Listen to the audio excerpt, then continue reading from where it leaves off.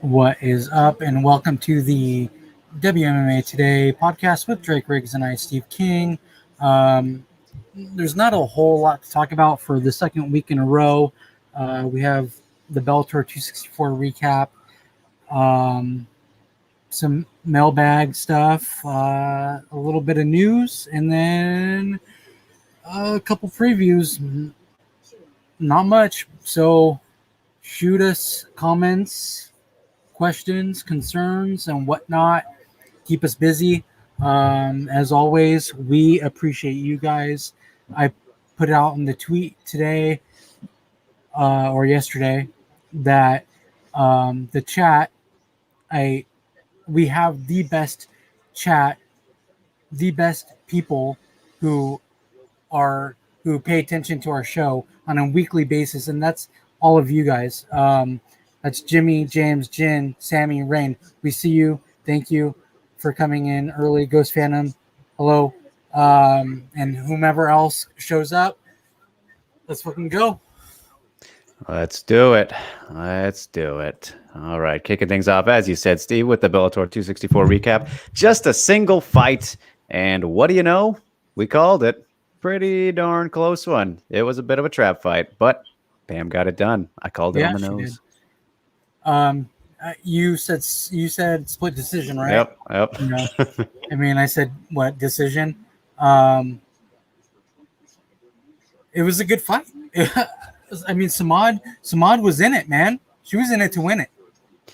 Yeah, definitely was. And as close as it was, I feel like I have a little bit of trouble maybe giving the fight to Samad. I'd have to go back and rewatch that first round because I think that's what it came down to. The second round was Pam's. Yes. Third round, obviously, Roberta's. She had 2 minutes or so of control time at the end there and was, doing some decent damage on the ground, which we knew she'd be able to do if she got it there.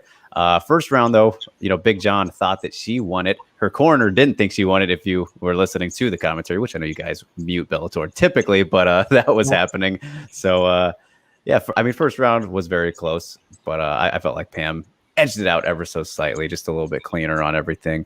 But I think actually, though, the stats, I think Bellator posted them, but I think that Roberta actually outstruck her, and I'm assuming that's because of the third round taking the numbers away a little bit. But it was only 20 more that she had, so I'm assuming that's where that came from. It didn't say round by round, but either way, not a bad showing for either of them.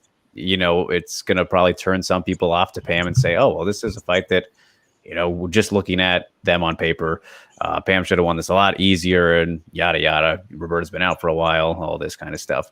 But, I think that this kind of shows that, as we said, styles can make fights, and Roberta is a tricky one for many people, especially a smaller featherweight like Pam is. But, hey, here we are. She got the job done. It's a win. It's a win for Pam Bam.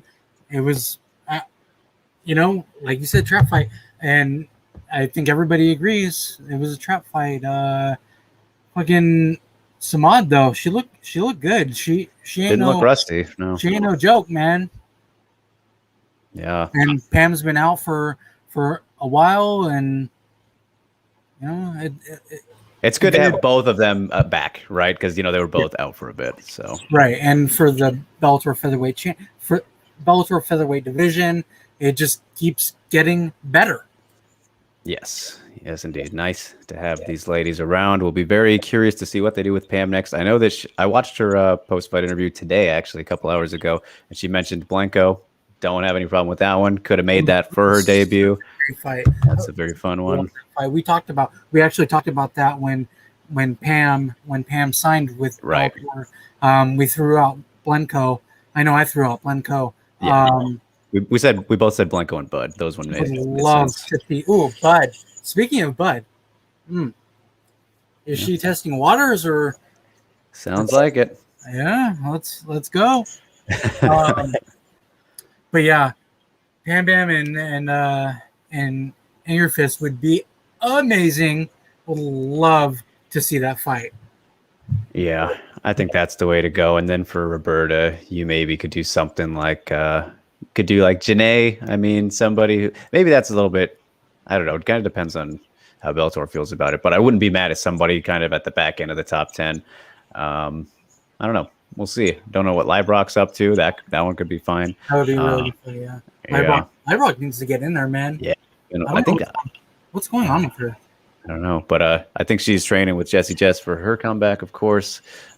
Generally posting training together and all that. But yeah, we'll see. We will see. Ghost Phantom chiming and saying Pam had that nice cross counter. I feel like that might have edged it. Yeah, very, very possible. But a good performance. They both looked really good. To be fair to both of them, I know Pam won, but Samad looked great too, and that's why I went to a split decision.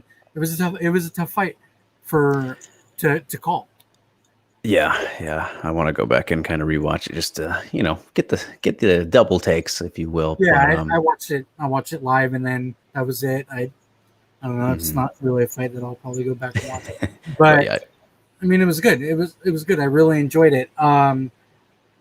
Jimmy says 2 years out really makes a difference, and that's for Pam Bam. Both of them. Well, that's true. Bud versus Sorensen. And then Jan says, no. Either one, you guys. I'm leaving Blanco versus Sorensen. And I agree with Jan more. Obviously, I said that already today, and then I said that when we talked about Pam Bam going to Bellator. I really do like what that fight would give us. Yeah. And each other, for each other. They've both been around for a long time. So, it's going to be a great fight. Yeah.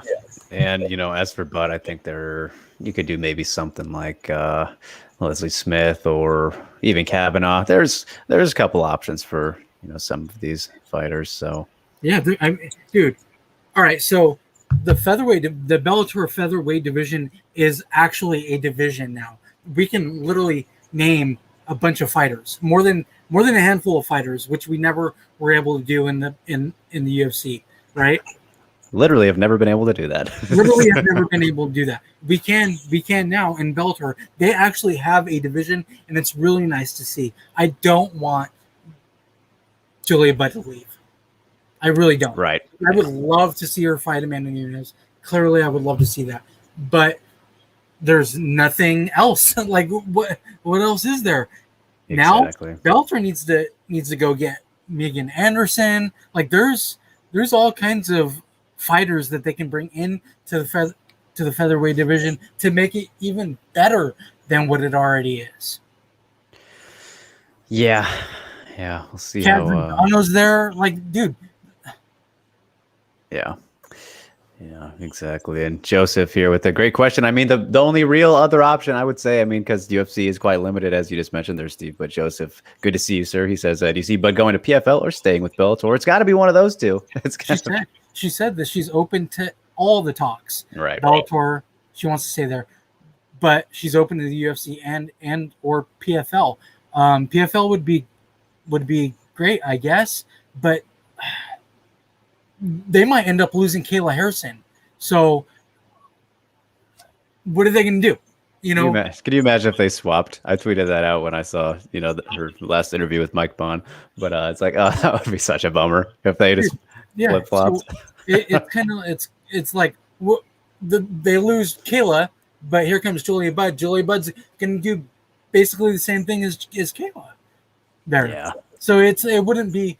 I don't think that's the best destination for Julia Budd. I think personal preference would be for her to stay with Bellator and just fight it out with all these other chicks that are fucking down, man. I mean, and fuck the UFC featherweight division. Fuck them. Yes. Monetarily, PFL is the best place, of course, for the $1 million. For that $1 million, yeah. Yeah. But in terms of, obviously, they're trying very hard with the whole lightweight thing, but, is what it is. The shelf life of that remains to be determined. So, I think just keep everybody under one roof. Bellator is the way to go for everyone. Have Kayla come over too. Have that fight in Bellator. That would be fine. But No Filter MMA does make a great point, and this did surprise us. At least the Olga Rubin cutting, that Bellator got rid of her and Amanda Bell at featherweights. So yeah, interesting moves there. The Ruben one in particular, still a little bit of a head scratcher. Rain says Bud versus Blanco for aging people. Get the trilogy in there. Not sure if we need that just yet, but that's why he says for aging people. Yeah. Stamina's in the house. Good to see you, Hello. sir. And Joseph coming in with some heat. Kayla Harrison is the most overrated fighter ever since Ronda Rousey. P.S. Did you see her snapping at a reporter? Of course. Might as well touch on that now, Steve. That was chef's kiss, right? Yeah. No, she's kind of a mouthy one. So you ask stupid questions, you get stupid answers. Right? Yeah, no, that was not good at all. But listen, Joseph, I think that to an extent, I am definitely inclined to agree to an extent about Kayla's overratedness because, as mentioned, this season, really, when we've talked about Kayla, I brought up how you think about going into this last fight with Cindy Dandois. That was easily, arguably, along with Pacheco, far and away her toughest opponent, along with Pacheco. Those two, easily. You look at everyone else she's beat. Pacheco gives her problems, dude. Pacheco, she couldn't even finish. And yes, Pacheco in a trilogy fight, which I'm sure we will see, and we'll get to the preview. We'll slow down. It might be interesting, but we'll see. Kayla is clearly very talented. I said this last time too. Clearly. I mean, judo, gold, Olympic, all that stuff. But level of competition, you cannot. It's hard to be. You see people still super impressed by some of these performances and wins, like on social media and everything. But I feel like it's not anymore. We've seen it enough now, and we need to see a step up. We need that desperately. That's why a Bud fight would be perfect. But again, we'll see how that plays out. Obviously, if that was to happen, let's say in PFL, it would have to be next year. If it was going to be in Bellator, then it could be sooner. So hopefully, maybe that's the case. But yeah, we'll see. PFL. They just. We're going to talk about them. Yeah, we'll get there. Yeah, we'll talk about them, and I'll have my words with them, I guess. I don't know. Ben says Bellator equals payday. Stamina says he deserved worse. If you're talking about the one I saw, which I think probably, yes. Behavior should get called out each and every time. Dude, did you see the PFL even tweeted it out? Yeah. Put it on there. Jackson says square. Hello, Aaron. That emoji's not showing up. Whatever it is, Aaron. Exactly, Drake. Maybe we might see it in 3 years. No Filter says a mouthy girl who hasn't fought anybody, but she's making more money than everybody else, isn't she? That's the way to do it, right? Chuck says Bellator is the only sure option for Bud. Ghost Phantom says, to Kayla's credit, it was a dumb question. It was stupid as fuck. And then Aaron Jackson says, Kayla Harrison is a queen. She is. Stamina. So we're actually getting a lot of Kayla responses. This is great. Stamina says it was a car crash of a question. Face melting cringe. It was terrible. It was face melting. It was very, very bad. Gary Baldwin, welcome, says MMA reporting is a joke. Not all of it. Some of it is. A lot of it is. Not all of it, though. James says Kayla couldn't finish Pacheco. She could not. Yusuf, welcome. Joseph to Drake, any update on Cyborg Zingano? No, actually, funny that you asked though, because I am trying to get in touch with Cyborg right now, actually. But interesting stuff going on with Cyborg. I think Steve, you pointed out to me the comments that she had after Misha returned, which was very interesting. For her to kind of show interest in a fight that you would think would not be possible unless there's some things going on there. And then right before we got on, don't know if you saw this, Steve, but Kat is now suing Halle Berry over the Bruised movie. Apparently Kat was promised a role or something and then didn't get it, and she had to cancel a fight to take this role. And then because she did that, the UFC cut her. So she kind of, it sounds like she Wow. has a case a little bit. So, Holy shit. yeah. That's not good for Halle Berry's bruised. But, I mean, I don't know. Let's see. It's kind of crazy sounding. Yeah, So, that's actually really juicy, man. yeah, definitely is. So, That's some MMA drama, folks. That is some fucking drama, dude. so For Kat Zingano to go up against the superstar in Halle Berry and her new movie that hasn't even dropped yet, I know. dropping in November on the 24th, I think, on Netflix.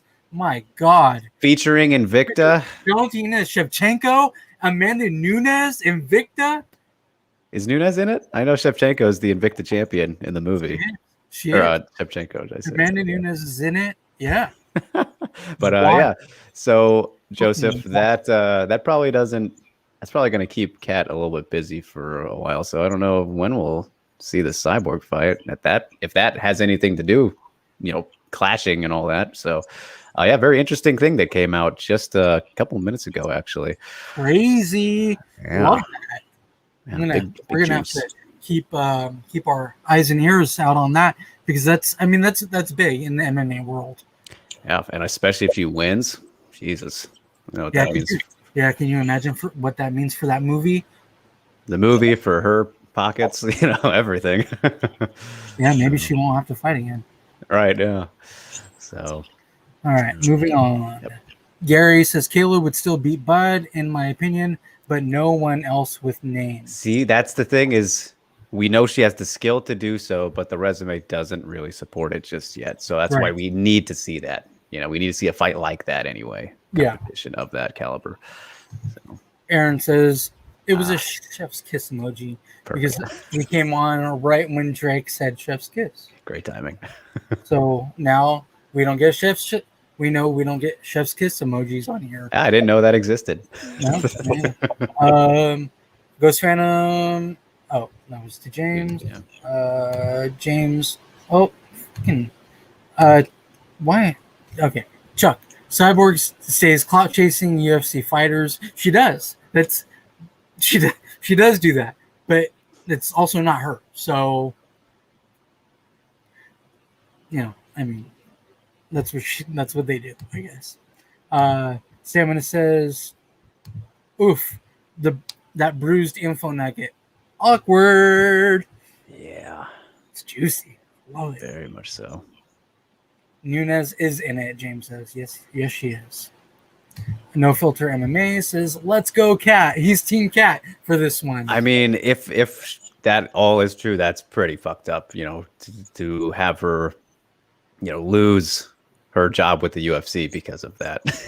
And it's worked out with Bellator, but that's that's a great opportunity to be in the movie as well. Right? You would think Halle Berry, being the superstar that she is, and directing that movie and whatnot, you would think that, and starring in the movie, she's directing, starring in the movie, working with Shannon and Invicta, all that stuff. You would think that she would be keeping things pretty clean with everything going on, including every fighter that she's that they've talked to about coming into the movie.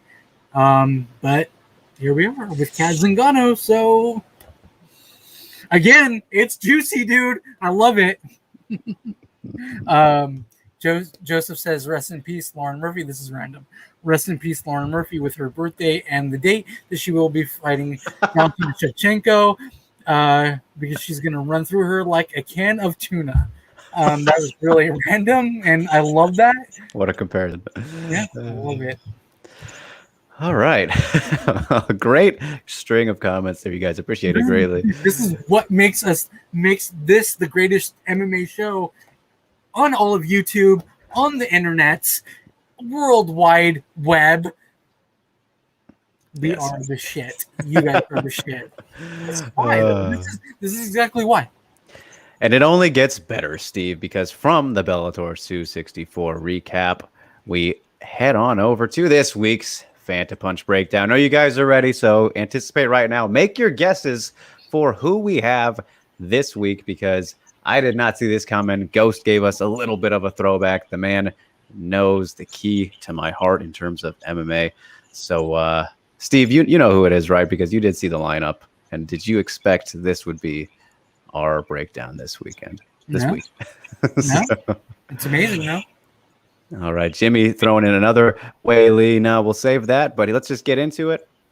It is Megumi Fuji week, you guys. Taking a look at the spatial awareness of one of the GOATs. Oh boy, are you ready? Brace yourselves. Oh, look who's here. John A. Good to see you, buddy. John Brannigan, shout out to him, doing great work at Sherdog. Go give him a follow. Definitely one of the best out there. Has made plenty of intros for tons of people, myself included. The Schmo, Annika Florian, I think. Maybe not, but Aljamain Sterling. John's everywhere. I had to give you a quick shout out, buddy. Thanks for tuning in. Anyways, Phantom Punch breakdown number 5. The spatial awareness, as I said, of one Megumi Fuji. Let me pull it. It's gonna be so good. Oh my. So I didn't watch last week's before we came on, but this time I had to because like it's Fuji. I gotta check it out beforehand.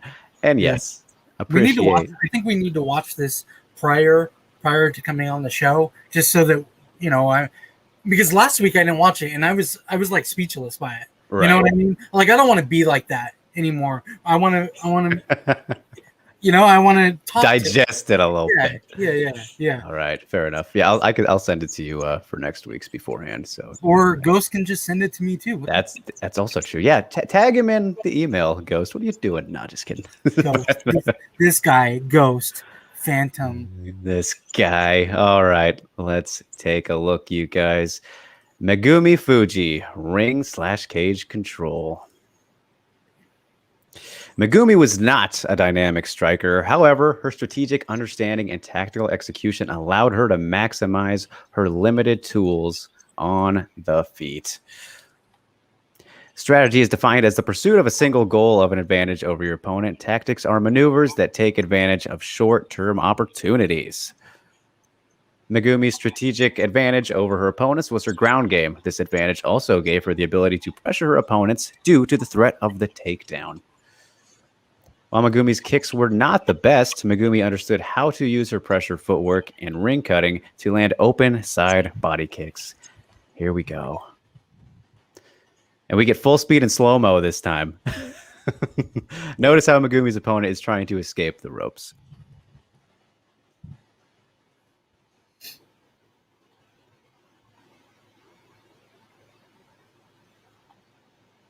Beautiful arrows. Yep, we got the wonderful color coordination. Love it. Megumi moves her rear foot to neutral stance to cut the ring.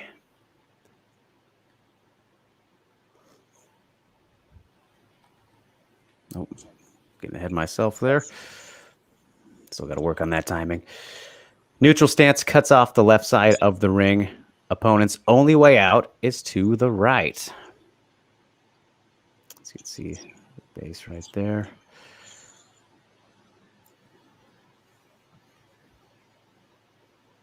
Megumi throws a rear body kick to take advantage of the limited space. Dirty. This is going to be filthy. Dirty. Oh. Megumi uses a bounce to keep the ring cut and regain her balance. Her footwork, dude. Amazing. Sneaky for a grappler, that's for sure. She's really, really good footwork. Oh, and then here's the slow-mo. Look at that. The art of the dance right there. Yeah, dude. She moves around. Megumi understood and leveraged the importance of cage position against Frausto. Robbery alert. If I don't say so myself. Coming in right at the beginning of the fight, immediately.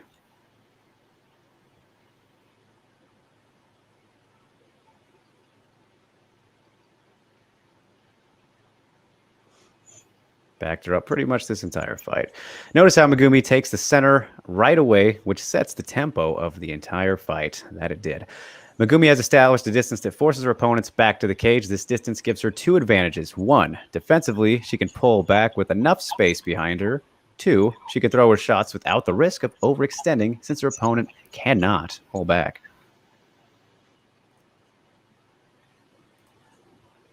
Straight Meg- cut off. Megumi throws out these jabs, not to connect, but to keep her opponent moving towards her rear hand at the same time, closing the distance. Just so quickly, too, into the fight. You see on the clock there, within 15 seconds. Opponent throws a rear hand, which Megumi is able to evade because she has the space, since her back is towards the center of the cage. Ghost Take notes, really, Tyron Woodley. Ghost really is doing the John Madden. right. This kick has two ideas. It has the tactical short-term goal, idea off balancing her opponent. It also has a strategic long-term goal, a plan of making her opponent reconsider slipping her head towards the rear side. And here we are. Nice slow motion. Really take it in the start of this fight here. Crazy too, because of, the fact that in this fight, she really got away from the game plan of trying to grapple and still very much should have won it. And of course, breakdowns like these really help you see how talented she was. Another example of Megumi's cage control coming right up. Here we go. Back it up. Get ahead of myself, as I do. Full speed into round 2 here, the 3:30 mark. Boom.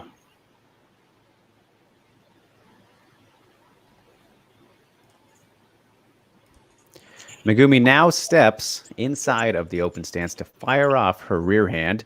The inside step allows her to roll under her opponent's rear hand by moving her head towards her opponent's shoulder. Rolls that shit. Oh, that was beautiful, man. That was so nice. Oh, slow-mo time.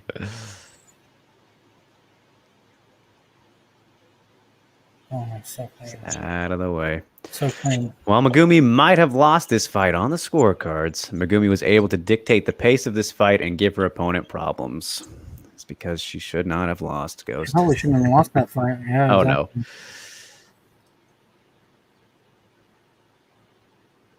Megumi gets her head outside the line of her opponent's left shoulder. Whoa, that was very quick. I didn't do that.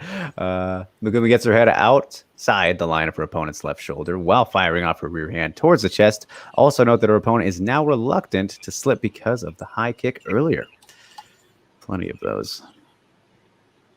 Boom. Her opponent tries to counter with a jab cross, but is ineffective because Megumi changes levels and throws a lead hook over the jab to exit the pocket. This allows Megumi to reset her position at the center of the cage. There you go. Throwing out this arm may seem insignificant, but it prevents Megumi's opponent from retaking the center. Make her think about it a little bit. Oh, she just came right in there. That's like chess right there. This is another example of Megumi taking advantage of their location. A little quick on that one, Ghost. This is another example of Megumi taking advantage of their location in the cage, lining up her rear hand, exiting the pocket, then retaking the center.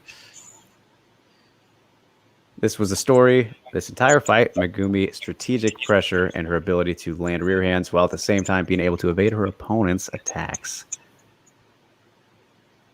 Yep. So working from the cage was Frausto. He doesn't give her opponent anything at all.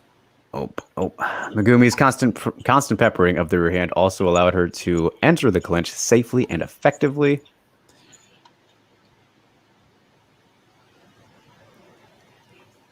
Whoops.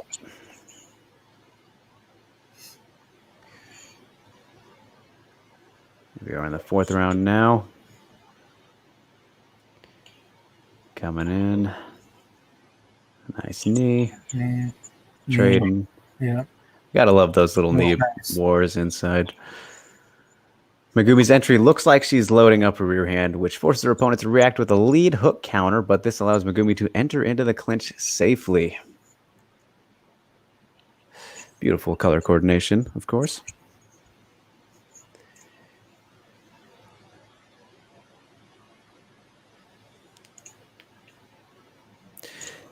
MMA clinch to this day is still a developing aspect of the sport. In Muay Thai, the best knees land in the transition between outside the clinch and the clinch, not when guys are locked up in the clinch like in the grinding exchanges in MMA. Unlike Muay Thai, you have more time. To consolidate and improve your positions in the MMA clinch without the ref breaking it up. Megumi establishes a head post off her overhook where she is able to get her hips back. Megumi understands that to land knees, all she has to do is separate her hips from her opponent. And there you go.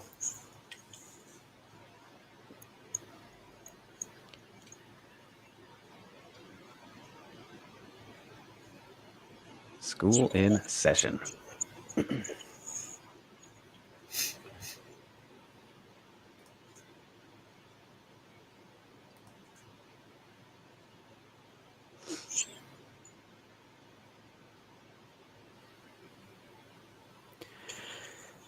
Megumi's ring/cage cutting is still being used today by the elite strikers in MMA. However, in women's, fighters who have a grappling wrestling approach mainly like to use linear forward pressure. So that leads to the question, why is linear forward pressure for grapplers so popular today, even though Megumi has shown how important cage cutting is? I think for wrestlers, it's just because that's what they're used to doing. Right. Yeah. It's just that it's pretty much in them to do that now. Yeah.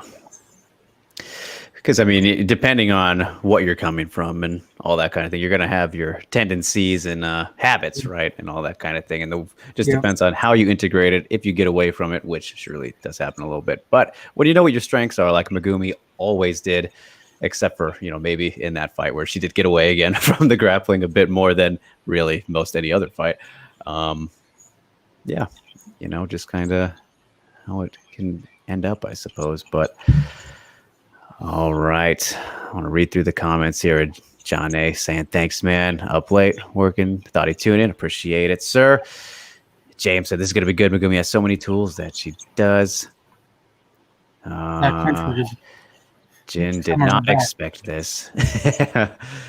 James, holy smokes, that's a nice kick. Joseph throwing in another comment, which we'll get to, unrelated, so hold that one. Jimmy says, Ghost, you consider even after exchanges. Good stuff, my man. Indeed. Excellent as always. Jin says, these are the things I don't even consider when watching fights. I know. That's why we appreciate having Ghost around to help us out with that. Definitely. Mr. Beckham is here. What is up, Aaron? What's going on? Great timing. Sammy says he loves this shit. Of course, it's the best. Jimmy says, Ghost going above and beyond, as always. Jin says, I didn't even know how good Megumi's spatial awareness is. Right? It's the little things you don't even think about. And the funny thing is, right, she didn't need to have great spatial awareness all too much because she generally just got you down and submitted the shit out of you, right? So it's like when she needed to fall back on it, she could. And unfortunately, the stupid-ass judges got that fight wrong, but, yeah, she had those options, indeed. So that's just how smart Megumi Fuji is, though, as a fighter. Just really, really intelligent. Yeah, very clearly ahead of her time. So a goat for a reason, and loved that one, indeed. Thanks for that, Ghost. And Rain says, great breakdown. Very much so. Awesome stuff there. Awesome, man. Love it. Always. Can't go wrong. So you really put a lot of time and effort into it. Like you said last week, 2 hours. 2 hours, dude, to put in last week's. So, 2 hours is a long time. Yeah, I know. Just for little old us. Awesome, dude. It's really great, though. What other shows have this? No other shows. Ours. This place right here. This fucking show. Ghost says, brilliant stuff from Megumi, using tactics of elite strikers without being one herself. Cutting edge. Head of the curve right there. It's yeah. See, so that would be great, to see. Hopefully we can get to some point, Ghost, where other fighters start, maybe taking notes from you, man, coming, checking out. And that was kind of the point of separating these a little bit. Just got up both Ayaka ones now. So it'll be fun to see where this can all go. And good to see you, Alex. He's here. And Steve, our man. Alvin! Look at the excitement from Alvin. I don't think he's ever put so many exclamation points just in time. But all right. That was excitement from Alvin. I know. Don't often get that kind of energy out of him. I love it. From Mr. Ghost. Alvin loves Mr. Ghost. Hard not to. But all right, let's go back to Joseph now. Throwing in a Weili comment saying Zhang has been in the UFC since 2018 and she gets a rematch with the strawweight GOAT. Dana loves the China market. P.S. Should Joanna get the winner of Rodriguez versus Dern for her comeback fight? So the rematch, unless it was just confirmed on the show, which I'm pretty sure everyone would have said something about that. I don't think that is official just yet, Joseph. But obviously Rose is in training camp. Hopefully it seems like started that. She posted about it. And she looked good as well.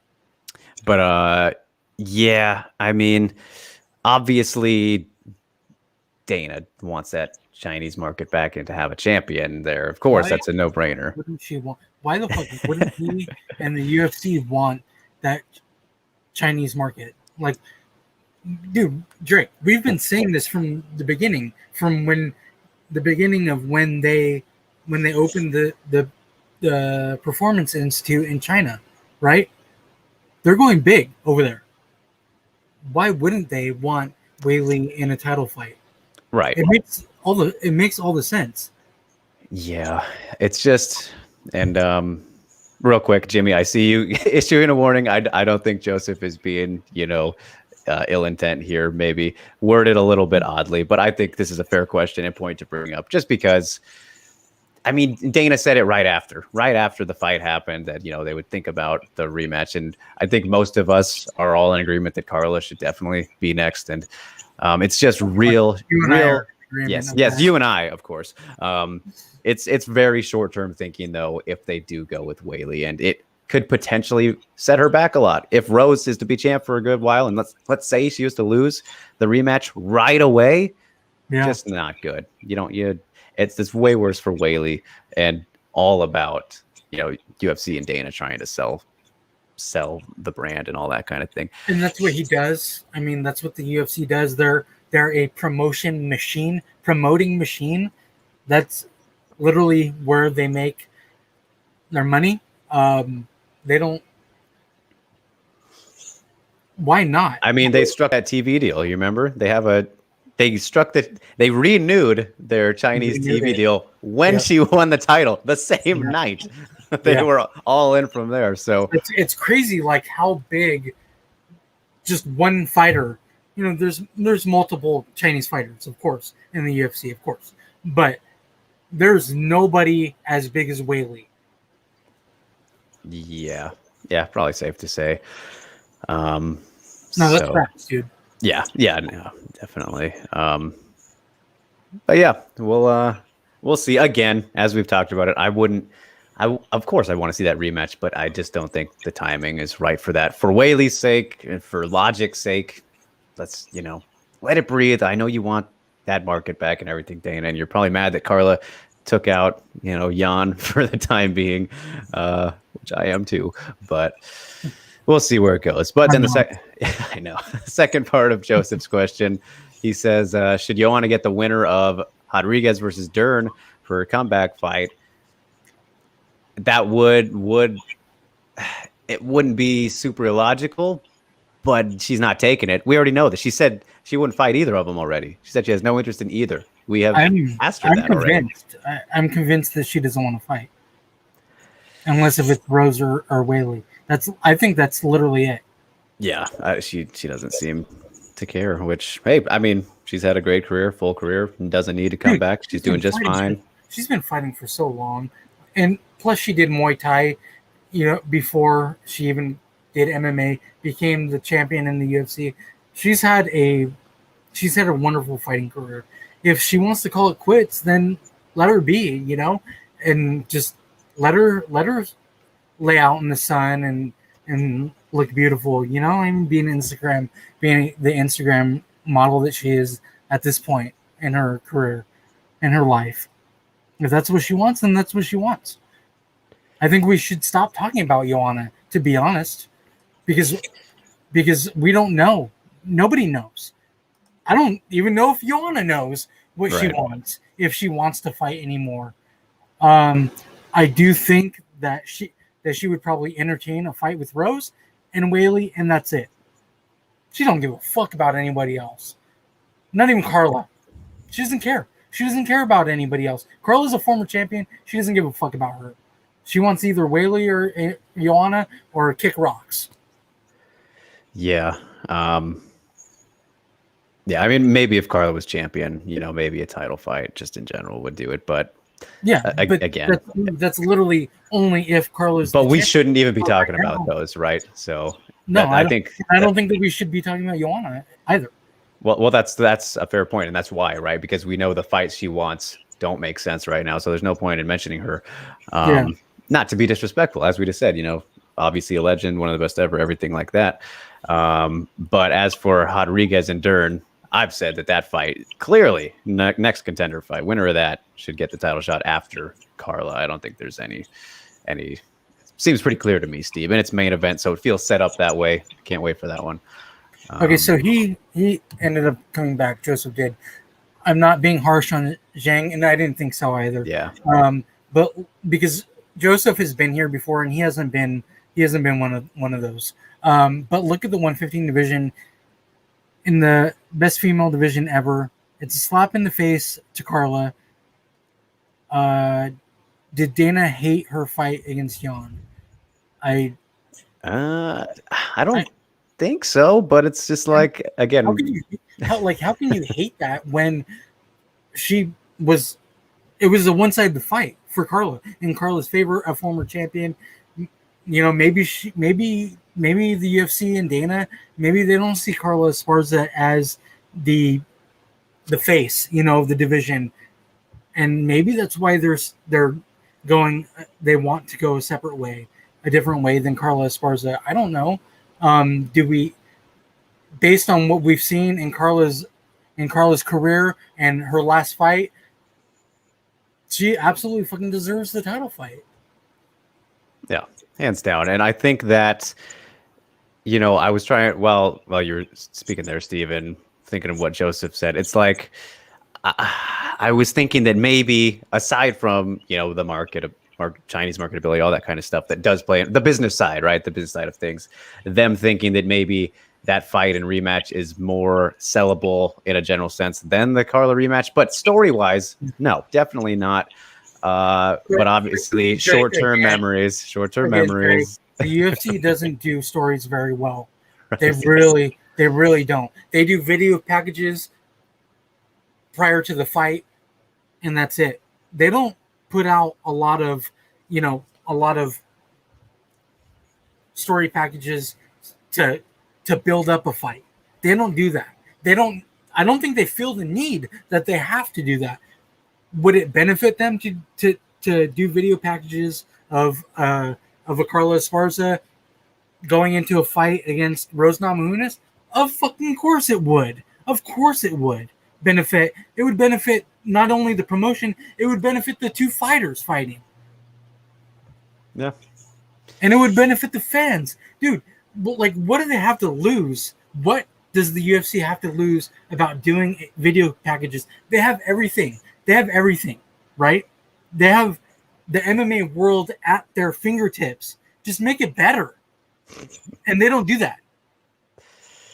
Yeah. Yeah, we'll see. I don't know. We'll see, Joseph. I love the division. I just want to see it keep moving. Fresh matchups. There's so many great things that can be done there. And so much. It's a great division. Yeah. And to go back to Ghost real quick, he actually says a little bit of a sneak peek here. He says, I'm actually helping a certain former champ, but that's all the details I can give. That is very exciting, man. Very curious to hear more about that. If you can tell it, me and Steven secret, that would be cool, but respect the privacy for sure. So yeah, Jimmy says he didn't hear anything about a rematch. Nothing. It's Well, I guess Ariel did say that they are leaning in that direction, actually. So that is something to look at, which is bothersome indeed. But nothing official and it's coming everything. from Ariel Helwani, who, I mean, obviously is Ariel Helwani. You know, I mean, everybody knows who he is if you like MMA, regardless if you like him or not. Everybody knows who Ariel Helwani is and what he has done for the sport, which he has done a hell of a lot for the sport, by the way. Yeah. So, Jin, understandable. He says, I don't really like to bring her up anymore because the stupid people making up shit about Weili. Yes, that unfortunately is happened so incredibly much. We're going to see a lot more if she gets an immediate rematch, because people are not going to like that's why it would be another reason why that would not be good for her, because people are already having a hard time, but it just puts her in a spot that she doesn't need to be in just yet. Of course she wants the rematch back and everything, but just to be safe about the long-term investment of her career potentially. You're gambling with the loss twice in a row, all that thing. Would hate to see Weili put in like a Holly Holm situation. That would be terrible. So yeah, Sammy says Joanna was asking for the moon for the Weili fight. But that was like literally right after the fight.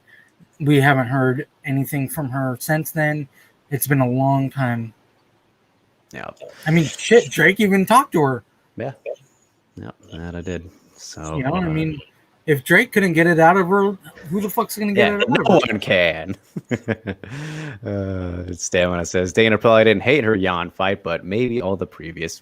I think so. I think that's what it is. I agree with Stamina. I just don't think that Dana White really cares for Carla Esparza as a champion in a championship fight. I really don't think he's scared of her winning again.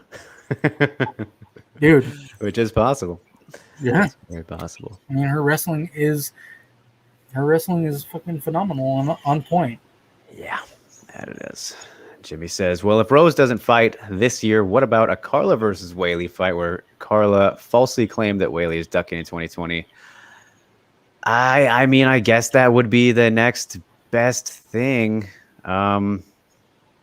Yeah, I guess it just feels so wrong for Carla to make her have to do another fight. But if Rose was to sit out or something, which I don't know, but I'm going to stay optimistic because of the fact that we have seen her posting about the training camp and everything, and then the aerial report, which I hope is not true, as we've been saying. Again, nothing against Weili, you guys know, definitely all team Weili, but I need that logic and people who have earned things. Sammy says Weili said she's starting over like a beginner. Yep, I saw that. That was awesome. I still need to watch the rest of that documentary, actually. So that's a good thing. Well, what fight would be good for her in the lower ranks? Good question. You could do something you don't want to go too low. Yeah, I know. But I was thinking still in the top 10. Name that came right to mind. Actually, the name that came right to mind, which I thought of, was like, no, let's not do that, was Angela Hill, but we shouldn't do that. I would do something like Claudia Gadelha. Yeah, no, definitely don't do Angela Hill. But I think that's too low, man.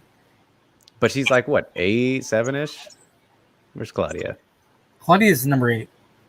So, yeah, I mean, that is probably too low for the former champ. But when you look at the other options, you could do the Xiaonan one, but we know you shouldn't do the Xiaonan one for reasons. Joanna's at number 2. Carla's at number 3. Xiaonan is number 4. Mackenzie Dern and Rodriguez are 4 and 6. Oh, so there's no 5. Jan Xiaonan and Mackenzie Dern are at 4 together. So there's now that I'm looking at the rankings, there was all kinds of movement. 1, 2, 3, 4, 5, 6, 7 moves up in that bitch with just one fight. All right, so Mackenzie Dern went from number 5 to number 4 and is sharing it with Xiaonan now. For what reason? I have no idea. Why couldn't they just keep Jonan at 4, Mackenzie Dern at 5, Marina Rodriguez went Because down. UFC rankings, that's why. Rodriguez went down from 5 to 6, but there's no 5. Oh my god.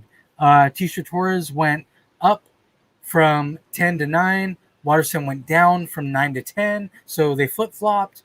Virna Jandiroba went up from 13 to 12.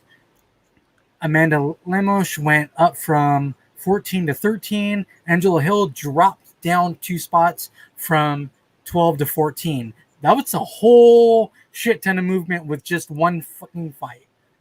That's funny. Yeah, wow. I mean, you could do the Tisha rematch as well. I mean, I think that, there's been enough time between it and enough has happened yet. I wouldn't be terribly mad at that, but I don't know. Angela Hill. The Joanna fight makes too much sense, but it's probably not going to happen. Yeah, the Joanna fight is. I think that's the fight that the UFC should really, really go after. Put it in Abu Dhabi. So Weili doesn't have to come all the way here. Joanna is already in Florida. She's in Poland. I don't even think she's in Florida right now. She's in Poland? Yeah, because she just comes to train now, so she's still living back home.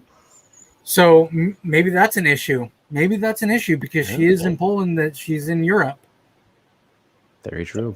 Maybe that's an issue with Joanna. I don't know. Again, should we even be talking about Joanna? Right. Let's move on. Stamina makes a good point. Forget the ranking. Think about the matchups. That'll tell it is something about either fighter, the challenges they'll potentially face. Yeah. I do think that the Gadela fight would be good. It feels weird. I know. It does. And there's Nina Nunes there as well. Yeah. No. But Joseph with this comparison here, which I think is a solid one. He says Thug Rose is now Stipe, same, and Cain Velasquez. You got to remember he was doing the same thing. Same opponents over and over. Joanna twice, Andrade twice, Weili twice. Well, put some respect on Rose. Interesting that but they're not different opponents, Joseph. I mean, we got respect for her, of course, but gotta freshen it up. Like both, I think the Stipe and Cain having those same opponents, only fighting the same opponents for like 2 years. That was actually did not help their cases. No. So yeah, Stipe Miocic, he's had a very weird MMA, UFC career as a champion. Yeah. He's only fought Francis Ngannou and Daniel Cormier. Yeah. He didn't defend before that? Was it literally just those guys? I don't know. I don't remember. Was there I feel like it's Alistair. He defended against Alistair. Oh, Alistair. But that was the only other one, I think. Well, no, because he had the 3. He broke the record and all that. I just can't even remember. That's how long ago it was. But it feels like it's only Francis Ngannou, which was 2, and Daniel Cormier, which was 3. Yeah, 3. The trilogy with him. What a weird title run. Yeah. And Velasquez only fought Junior and Bigfoot in about, that 2.5 year span. So yeah. He had a couple fights with Dos Santos. Yeah. Very interesting how the heavyweight division works out like that. But I agree, James. That was just the first name that came to mind when you said lower rank. So maybe that's me being unintentionally disrespectful to Angela. But hey, if we're going to be honest. So yeah, not necessary at all. Easy work. Agreed. What's up, Ru? Good to see you. Thanks for tuning in here. Ghost says, big difference in the Weili that fought Tisha in 2019 to the one that became a slick counterpuncher in 2020. Yeah, very much so. That's why I don't hate that. I mean, Tisha's got plenty of momentum now, good winning streak. Could do that rematch. We'll see what happens and how long everyone has to wait, all that kind of thing. So, yeah. All right. But lots of comments there. I love it, you guys. We will move on now. Open up the mailbag after the Fan of Punch breakdown, as we do. got good old Yusuf bombs in there, and some others kind of answered this already to kick things off, Steve, but I guess we could touch on it again real briefly here. Coming in from J Spec Driver. Asking about Kayla. Yep. Self-belief is the first step to self-realization. Get him, dude. Oh, that was to me, I guess. What's the future for Kayla Harrison and her PFL championship? Well, she's got to win that shit first. That would help. And then, we don't know. I think she's open to leaving. I think that she wants the big fights, which are Amanda Nunes and Chris Cyborg. I still think that it has to be Bellator. If she wants to stick around, like if she just wants to keep on winning that $1 million. Well, yeah, she's collected the money already, and assuming that she does it again, then at that point, all right, you made a good amount. Now, if you just want to go out and prove that you're the best, then you go try and take out Nunes. If you succeed there, she could just retire. What else are you gonna do? I don't think that she's ready for that. But that's what I'm saying is if she is satisfied with. If she wants to stick around, though, that's why I say if she wants to stick around, then you got to go to Bellator, which has a division, for you, something. Yeah. Unless if the UFC comes in crazy and they're like, here's the money, here's the fight against Amanda Nunes, we'll build a division around you, gives her. We've heard that before. Exactly. Gives her all of the promises, all of the, everything, throws everything to Kayla Harrison. Kayla Harrison's like, all right, I'll take it. Let's go. Goes in, fights Amanda Nunes, beats Amanda Nunes, dips out. Yeah. So then that's the thing. The UFC would be where they're at again. They have been. Where they have been for the past, 3-4 years or whatever it is. Yeah. I think it was February 2017, so nearly 5 years now, almost. Nearly. But yeah, I think it just kind of depends on what she wants to do. And honestly, if you're both her and Bud should try, and we talked about this many times, I think, Steve, but leverage as much as they can to get just a huge payday in that Nunes fight for their debut. Because nothing else makes sense for them. Because there's nothing else in the UFC. Unless if they do each other, unless if they fight each other, unless if the UFCs they waited out for Kayla, which is at the end of the year for her to win the tournament, I guess. Julia Budd, don't know what's happening with her. I guess they can sign her at any point. Maybe she takes a one-fight deal with Bellator and then tests free agency again at the end of the year, along with Kayla Harrison, and they fight each other, and then the winner of that goes on to fight Amanda Nunes. I don't know. But I would think that the UFC would go harder after Kayla Harrison than they would after Julia Budd. Mm-hmm. Yeah, definitely. And also remember that Ollie is Kayla's manager, which helps, unfortunately. Yeah, absolutely. That is how that is. So, Centro Wing is here. Good to see you, sir. He asked, did you miss the Fan of Punch breakdown if we're doing the mailbag? Yes, we do the Fan of Punch breakdown right before the mailbag and right after the recaps. So that you did miss it. We had Megumi Fuji week, Centro, so definitely go back and check that out. It was awesome. Yeah. We'll have the clip separated as we've been doing as well. So,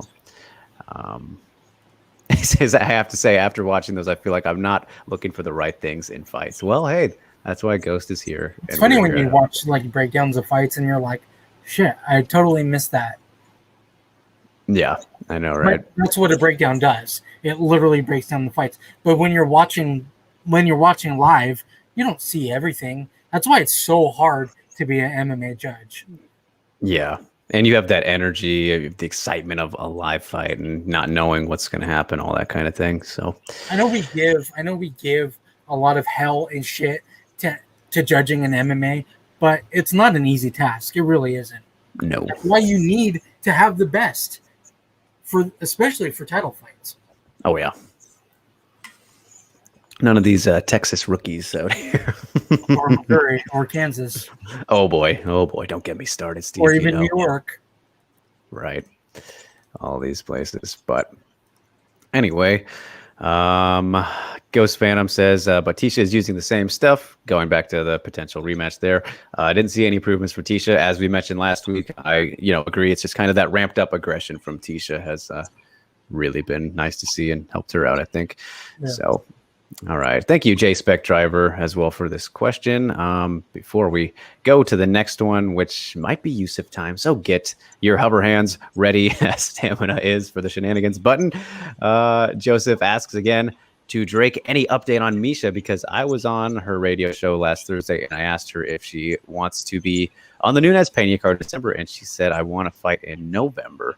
I don't have any direct updates on her. I haven't spoken to Misha, I think, since a little bit before her fight, of course. But yeah, I don't know. I remember seeing that she apparently, according to Holly's side, turned down that rematch, apparently. Which I don't know if I believe. I think you gave the answer. She wants to be on the, she wants to fight in November. Yeah, I guess you kind of had it for us there, Joseph. I mean, what Holly and DeMont is on October 16th. So, yeah. I mean, she'd get a couple more weeks or however long, depending on what November date that she got. So, yeah, I guess it just must be a timing thing for her. Who knows what's going on in the rest of her life as is. Give her Aldana, dude. That's the fight to make. Yeah. Or GDR, obviously. Any combo, but any combo between those three. But my goodness, Aldana versus GDR, I think it's just fireworks. Goodness. But hey, that improved. Misha striking, which Ghost Phantom broke down in the first Phantom Punch breakdown. Go back and check that one out.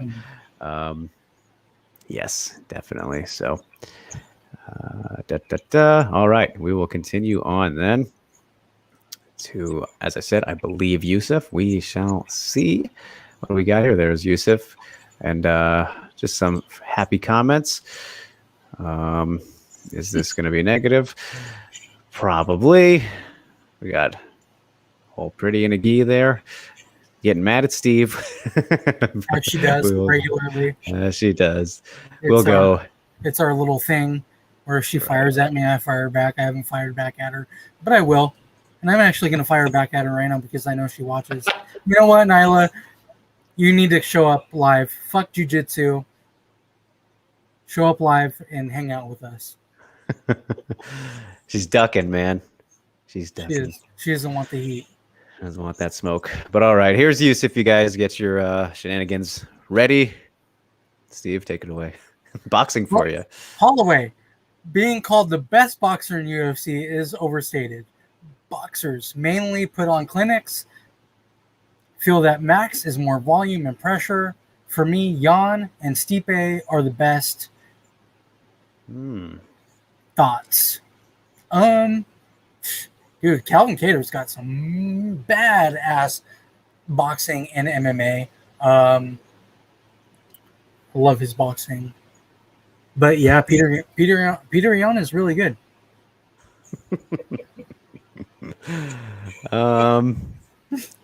It's okay. It's okay. We've literally told Yusuf it's okay to bring us stuff other than women's MMA.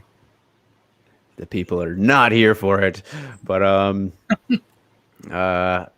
don't know. When you come to it's down to best boxer, that's always such a hard one, I think. But all those guys, I'm not going to give a definitive answer. I think, they're all very good. It's tough. It's very tough. I'll leave Kattar, dude. That's the safe bet. Calvin Kattar. But he got boxed up by Holloway. but like Yusuf says, he's a volume and pressure fighter. That doesn't necessarily mean that he's the best boxer in MMA. Well, and just because he lost doesn't mean that Calvin Kattar isn't the best boxer in MMA. He lost an MMA fight, not a boxing fight. Yeah, very true. But then he To be asked, honest, all of those New England cartel dudes, like Font's a good mention. Yeah. let's be fucking honest. Literally, all of those New England cartel guys have those hands. Yeah. Yeah. He said Font's a good mention. There are plenty of solid ones out there. All right, so But the second question, there's a little bit of a hiccup here, Yusuf. I guess you didn't know. I actually talked about this last week. Does Pac-Man surpass Mayweather if he beats Spence? He's actually fighting Ugas instead now because Spence is out. And Crawford before he retires. So putting Mayweather or putting Pac-Man out there against Ugas, Spence, and Crawford. So we're going literally three fights for old man Pac-Man. And I love him, but holy shit, we're putting a lot on Pac-Man's table to surpass Floyd Mayweather. And no, I still don't think that he would surpass Floyd Mayweather. Floyd Mayweather is, I think I said it last week, is the best fighter, the best boxer behind Muhammad Ali. Ooh, gotta love it. So I have no comments there. Hashtag Steve loves his boxing. I love that. Bring it, Yusuf, every fucking week to piss these people off. I love it. Drake goes to sleep. Literally not even in tune. Doesn't know what we're talking about. Has no clue. Nope. Where are we? Ghost says, why does being the best boxer in MMA even matter? What happened to variety, shot selection, timing? I agree. That all literally goes into boxing though. Yeah, I think with those comparisons always there, Ghost. That's why people like to bring it up as a bragging right. And yeah. I mean, we see who's the best BJJ player, Damian Maia. I mean, we see it all the time. The best wrestler, Daniel Cormier, Brock Lesnar. We see that all the time. Comparisons. That's all Yusuf is doing. Unlike last week. Last week was last week. Yeah. This week. All right. We'll move on to maybe more MMA related questions here from Yusuf. Let's see as we continue on. All right. Oh, go up really quick. Oh, what did I miss? So, when I put the tweet out, right? Yeah. When I put the tweet out, I shouted you guys out because I love you. In my humble opinion, Drake and I have the best and most knowledgeable community in the chat on a weekly basis. If you're not a part of the show, what the fuck are you really doing in your life? I feel that way. I say it every week. I really do feel like you guys are the best. You can scroll down now. That was my love to them, to everybody watching. Well, I echo that sentiment. So, well agreed. All right, here we are. All right. There are different types of strikers in the UFC: power, volume, pressure, brawlers, and my personal favorite, technicians. Since everybody does different things, how can we determine who is a better striker? What is the criteria? And he's including the chat too, because he knows you love him. Okay. Yeah, right. Play into the audience. Smart man. Real showman. But that's a good question. I'll give you the legit stamp of approval there on this one, Yusuf. No shenanigans here. I feel like we've talked about this before, though. Maybe you've asked this question before as well, but that's okay. For me, I think being able to blend all of that stuff together. Of course, it's MMA. This is such a cliche answer to give, but when people are able to have clean technique, execute, those techniques in great fashion to where they're always effective, always lethal throughout the entirety of a 15 or 25 minute fight. And just having that overall variety Like, of course, we've given shouts to Adesanya, Wonder Boy, and his ridiculous uniqueness, all that kind of stuff in the past. Even Hamasaki recently, because of Ghost and everything.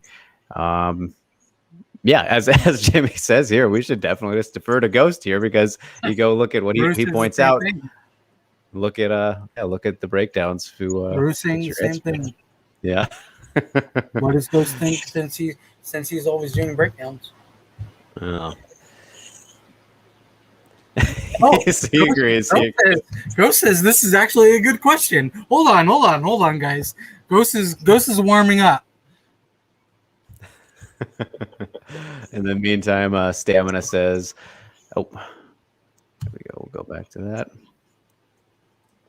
Says Holloway called himself the best boxer, and as a fighter, he could say that. And sink or swim after those words. Fans, etc., shouldn't give a single shit who the best boxer wrestler judoka is. IMO. Yeah. It's about being the best overall martial artist. Yep. And Stamina says, simple answer to Yusuf's question. The only useful measure of better is how good it works versus the person stood opposite them. Very good point. If it doesn't win points, rounds, fights, then fuck it. That's very fair. He's like, fuck it. With the smiley face as well. So, yeah, very fair point. But Joseph bringing in some other ones, but we let Ghost give his explanation. Let's give it a look here. We're going back to Holly. He says, Holly is jealous of Misha because Tate started the rise and fall of Holly Holm. This is true. P.S. I agree with Steve. Aldana versus Tate will be a classic striker versus grappler matchup.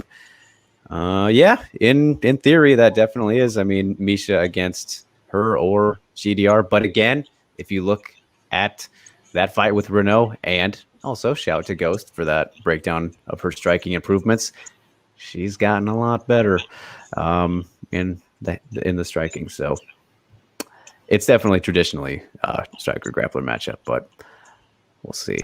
We'll see there. I don't think the rematch goes quite the same with Holly. So I would love to see that. And then he says to Steve, do you see Amanda calling out Misha if she beats Pena? Because there is no one that can challenge her. She's the Mike Tyson of the women. Is she the Mike Tyson of the women? But I don't see Amanda calling out Misha. I really don't. I don't think she's calling out anybody. Amanda doesn't call anybody out. People call her out, and she says yes or no, just like she did with Pena. She says yes or no. She's at that point in her career where she takes fights that she wants to take. I think it's on Misha to call out Amanda. Amanda will not be calling out Misha Tate. She doesn't care about Misha Tate right now. She doesn't give a fuck about her, which is perfectly fine. I mean, she's the best. So why should she be calling anybody out? Stamina says, jealous? Yikes, are we 12-year-olds here? For fuck's sake. As he slams the shenanigans button. He's coming at you there, Joseph. Stamina does not approve. Don't get on the man's bad side, I tell you. All right. But here's Ghost. He's got it for us. He says, in my personal opinion, good strikers first know how to manage and maximize their personal distance. That is something that very few can do very well, right? Like that's definitely one of the biggest keys. Look at fucking Stefan Struve, who could never do it, and he's got all the tools in the 20 world feet to tall, have it. And with 38-inch legs, 38-foot legs. Like, I mean, you know what I mean? Like, how are you going to get knocked out by small guys? Right. Yeah. Hunt should not have been able to knock him out. Knock you out. Sure, he has all the power in the world, but how does Mark Hunt knock you out the way he did? Does he get close enough to do that? Yeah. How does he get even? Yeah. Why don't you just kick his ass?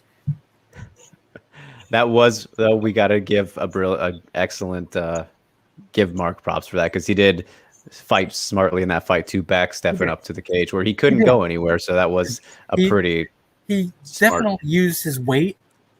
He threw around his weight in that fight and his power in that fight because he's a really strong guy, right? I mean, come on. Stefan Struve. Really? Poor skyscraper. Ghost says second, if they have a variety of feints that they can build on. Yep, that's always very nice to have. Third, strikes have to build throughout the fight, not trying out techniques to see what works, like Jin Yufrei. And then silly answer, any striker with an inside low kick. Of course. Ghost's favorite. And Stamina with a quote, "Me foot was a balloon." The notorious there himself. And then Ghost says, fourth, how good are they at changing rhythm and timing? Yes, very, very essential aspects as well. Yeah. So Joseph asking to both of us, the only time Nunes was tested was her rematch with GDR in the second round. She caught Nunes with an illegal up kick. I don't remember that. Should have been a DQ, he says. Don't remember that at all. Maybe, but I don't remember being bad enough for a DQ. That's that shouldn't have been a DQ. I remember she caught her on the feet, Joseph, but any up kicks, I don't quite. Was one at the bell? Clearly. I see what you did there. No, I don't know. I'll have to go rewatch that, I guess. But she definitely caught her on the feet. That totally happened, and then took her down, all that. So then Ghost says fifth. How good is their vision? Example, style bender. Those are his 5. All excellent 5s. We can't really argue with Ghost Phantom now, can we, you guys? So. And here's John coming in saying Mark Hunt was very used to fighting taller fighters than him, though. That is true. Not really fair on Struve. Mark fought with Semi Schilt, for example. Yeah, I mean, he was shorter than pretty much everyone. He was like 5'10", right, at heavyweight. So very true, John. He literally threw out his pure brute and strength, and his fatness came in really nicely. Every inch is Samoan. I mean, it was great. Fucking, he's literally one of my favorite fighters. So I got nothing against Mark Hunt. I'm just saying, do better, Stefan Struve. Do better with your inches. That can be taken many ways. That's all right. No arguing from Jimmy. Yep, definitely. James says, so this is what Ghost looks at when doing his breakdowns. There you go. Now you have the blueprint right there. James, get on it. Get on it, man. We're going to hold you to it now. Just kidding. But all right. So solid one there from Yusuf, and he has one more for us, I believe. Good stuff there. Thank you, sir. That's the Holloway one. That's that one. And then for some reason, this one's way down here. All right. We kind of already covered this now that I see it. I didn't see this yet, but he asks, with the UFC leaning towards Weili versus Rose 2, what are your thoughts on the rematch? Pretty much covered, at least in terms of how we feel about it being next. But as for the fight, we've also, touched on it a lot too, where, Steve, I believe you agree, right? And I think, a majority of us do here in the community, our little community, that we think Weili would win the rematch. I think we talk about good boxers in MMA. Rose Namajunas. Yeah, not a bad one by any means. So, it's yeah. I mean, I would lean, I guess, Weili, but again, I wouldn't be surprised if Rose caught her again. I mean, she's a really great fighter. So, yeah, I just don't think that. I've said this multiple times too, I think, but I don't think Weili would allow for that same kind of mistake to happen twice. And if it was to, then that's just even more props to Rose. But I think it'd be a competitive fight, as we were hoping to get, the first time around. Yeah. Weili started off very sharp, as you guys all know, in that first minute. But down the stretch, we know that she has cardio for days, as does Rose.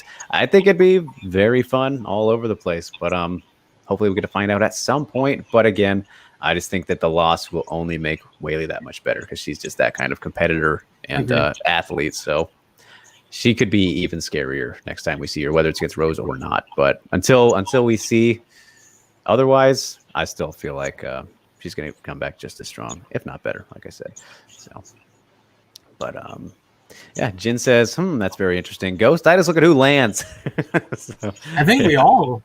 Like, really, it's a lot harder when you're watching live. I mean, we're not breaking down fights in our minds as we're watching live because it's happening way too quickly. But when you go back and watch fights, you can speed up, slow down as much as you want because it's not live. Yeah. So you have all the time in the world to pick what you want to watch, how fast you want to watch it, how slow, where you want to go with it, all that. Yep. No doubt. It's a lot harder watching live if you want to break down fights, though. Yeah.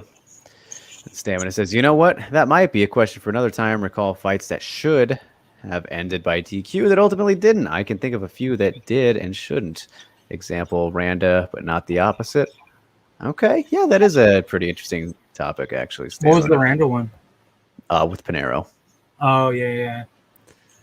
I mean, I rewatched that back after when I was writing my story for that interview I did with Randa recently, and that was a lot harder than I remembered. That was very clean to the jaw, and yeah, I mean, good topic indeed, Stamina. So yeah, and I'm Team Randa, always have been, but I got to be honest as well.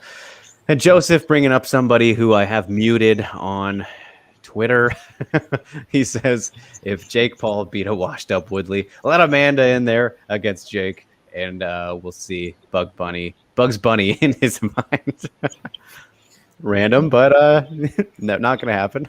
Yeah, they're not going to do that. As fucking dumb as Triller is, and they like their circus fights. Well, he's not with them anymore, remember? He's with Showtime. Mm-hmm. Yeah, Showtime would never do that. No, definitely not. Oh no, Triller's Vitor Belfort and Oscar De La Hoya and Anderson Silva and Tito Ortiz. That's right. Oh yeah, those guys. Oh my goodness, that was the perfect amount of Steve sarcasm. I need more of that in my life. But Ghost is correct. Whaley didn't miss an inside low kick. God damn it. On point with those. Rue says, man, Ghost really likes some of them low kicks. Yes, he does. Yes, he does. It's a signature move. Yeah. Ghost says, yep, I agree, Steve. It's hard to see that live, but you could still spot some interesting stuff live. Yeah. I find myself, Ghost and everybody, when watching a fight live and trying to kind of maybe do more of an assessment of the techniques and things rather than just enjoy the fight and, chill out and all that kind of thing. I always find myself looking a lot at like the footwork and kind of the setups in that regard, but much more than, let's say, the upper body feints and that kind of stuff. But I'm very fascinated by footwork live in the moment. Stuff I try to pay attention to when I'm, really focusing, but can be difficult, of course. Centro Wing says, I think Zhang is awesome despite all the negativity surrounding her. I mean, that shouldn't affect you, man. That shouldn't affect you because, as we know, all the negativity is blatant bigotry and nonsense. Nothing has been her fault unless you do think she's making excuses or anything like that. But what the general negativity, unfortunately, lately has been about. But if you don't agree with her own comments, then that is fair. In your opinion, you're fine. You're able to do that. But of course, what I'm saying, Centro, is that the other stuff, the general stuff, shouldn't affect your feelings, I don't think. But then Centro says, as seen on the SCMP MMA podcast with Dan Tom and the latest one, yeah, they the same trolls we've had have been following around, going over to SCMP, which I do work with as well. So I wonder if it's a you and I thing, Steve. Have we brought all this here, unfortunately? But we've been good lately, and you guys, the mods, haven't had to work too hard, which is good. But appreciate the positivity as well. I think we'll see a hell of a lot more when she actually gets a fight again, and the dumbassery will come back.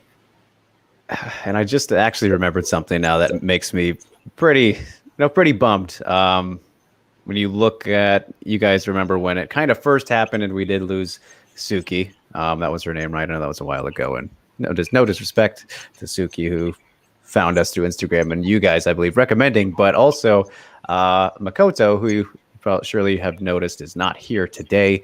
He actually messaged me over the weekend and said that he's not going to be showing up anymore because all the negativity that was on the birthday post for Whaley really, kind of got to him. And he felt bad about the few times that he thought he was being negative on the show. And I couldn't think of any time like that. At least none of the negativity that, maybe critique for fighters that you guys have had, or if it's us or whatever, it's never been to that kind of obvious level that is going on with Whaley and Chinese fighters in general, unfortunately. So it was kind of shitty to see that over the weekend. And I told him that, I think you've been fine, man. I know it sucks.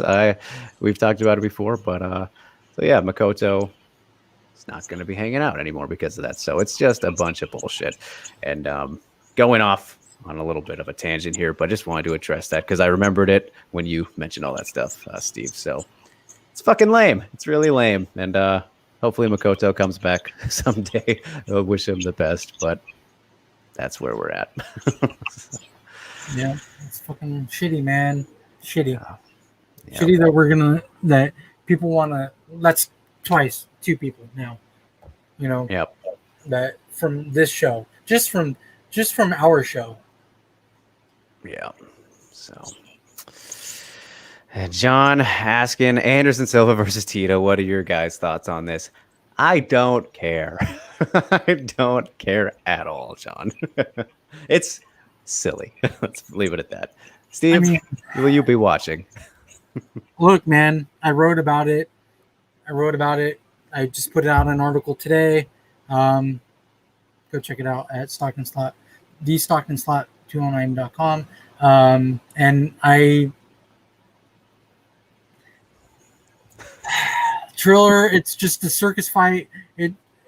They're just doing these. They're bringing in the faces of MMA, legends of MMA.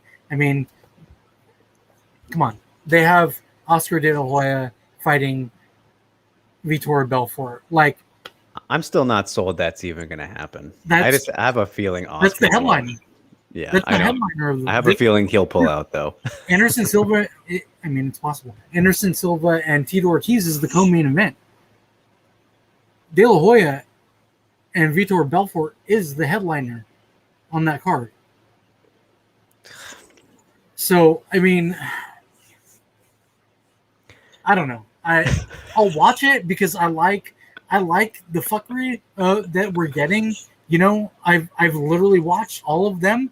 I think I've watched all of them, and I'll watch Tyron Woodley. Of course I will. But do I like it? Like, no, I feel filthy watching it. As a fan of combat sports, I feel dirty, But I can't not watch it. Will I ever pay for it? Fuck no, I will never pay for that. Attaboy. Piracy of this bullshit is celebrated around here. Yeah. So, hit John, me up if you want streams. To sum it up, John, yeah, I don't care about boxing in general. I care even less about MMA fighters boxing. So, Good. Yeah, this God. is like the depths of fuckery for Drake. For me, it's like, yeah, I mean, it's dumb, and will I watch it? You betcha. What Stamina won't be watching is intergender fantasy matchups. His favorite. So much. I think it's hilarious. That so we know 2 things that Stamina hates like a lot. It's the intergender fantasy matchups and champs. And he absolutely hates Shevchenko versus Nunes. He wants nothing to do with that. And Stamina, when they do it, because it's going to happen, will you show up to the show? I'm sure he will. They always come back. But Jimmy says, "What's the shenanigans for Yusuf? Where's the button? We are still working on the buttons, Jimmy. Don't have those made yet, unless Steve didn't tell me this week. To be honest, they were good questions. Yeah, not too shabby.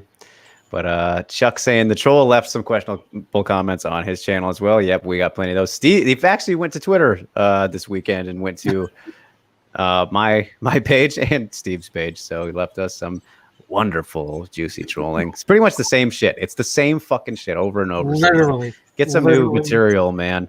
Yeah, no, it's the same bullshit over and over and over again, and it's fucking repetitive, and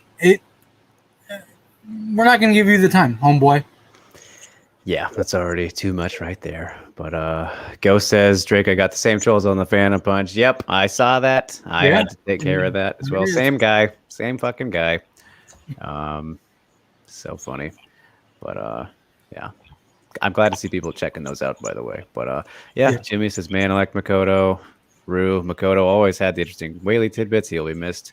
I'm not sure if he lives in China, but I know he is part Chinese, so that's why he's kind of so bothered by everything. So again, wish him always well, and you know, he still has a home here if he does want to come back. But you know, Ghost says, wave them pirate flags. My boy Yusuf says, can't believe Dana blocked GSP from Oscar. Pretty petty guy, doesn't look out for the fighter's interest. Well, that's not news, Yusuf. No, We've known that's fucking been around for a long time with that bald-headed fuck. Oh my goodness. And Joseph just got a coffin from Stamina because he said, dear Dana White, put your ego aside and do Nunes versus Shevchenko 3 in 2020 because no one will put a fingernail on both of them. P.S. Shevchenko will be the new GOAT, which is a coffin from Stamina. Oof. That's some Joseph's bringing it. He's bringing the heat. Yeah. He is. I like that. I mean, Stamina might not like it, but I dig it. Well, we'll see. But Ghost says, Steve, don't you want to see Silva move around in boxing shoes again? I do, man. So he looked really good against Chavez Jr., who I fucking cannot stand, by the way. I think he's a pile of shit. I think that he's just fighting under his legendary father, Julio Cesar Chavez. I think he's just fighting under his namesake, and that's literally it. Sure, he was a champion way back when, but that was also, he was fighting a bunch of cans, building himself up. He was never the fighter that his father was, and he will never be the father that his father is. Do I want to see Silva move around in boxing shoes again? I do, and I want to see Silva piece up that pile of shit again. I would love to see them fight again, and I would love to see Silva piece up Tito Ortiz, because that's another fucking idiot, by the way, who I don't think is a good boxer, and Silva is actually a really good fluid boxer. So, and Anderson Silva, had he not went into MMA, he could have been a boxing champion. There you go. There you go. But Stamina asking about Makoto and Suki. I haven't seen any sightings of Suki since then. I don't know. Maybe others have. Hope she's well as well. Instagram, I don't know. Yeah. And Chuck, I do agree here how he says, I don't let anonymous accounts get me down. I don't either. But I think for some of, certain people, it's kind of the overall, just the fact that negativity is in such a mass right now and kind of being put out there. Like, I don't know how personal they have taken things, and I can't speak for them or anything, but just the fact that that kind of thing exists, it's a bummer, and it bums me out to know that, but at the same time, I know where you're coming from, and don't let it affect me as much as I can, because they're fucking idiots. Who cares what they think? But just the fact that it exists might be where they're coming from. Again, don't want to speak for them. I already have too much, so I'll just leave it at that. But yeah. So John says Anderson versus Tito is such a step back for Anderson, though, Steve. Yeah, you're going from, like I said, a former boxing champion in Julio Cesar Chavez, which he was. As much as I can't stand the guy, I can never take that away from him. So, yeah, it is a step back to fight Tito Ortiz, who's never boxed before. A guy who almost boxed Dana. Allegedly. Right. Allegedly. That's never gonna happen either. Dana's such a bullshit, fucking stupid shit talker. He says some stupid ass shit. He's never gonna fight. Look, he was never gonna fight Oscar De La Hoya. Oscar De La Hoya, one of the best boxers ever.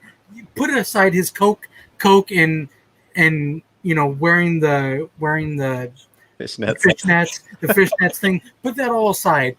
He was an Olympic boxer. He was a world champion in five different divisions.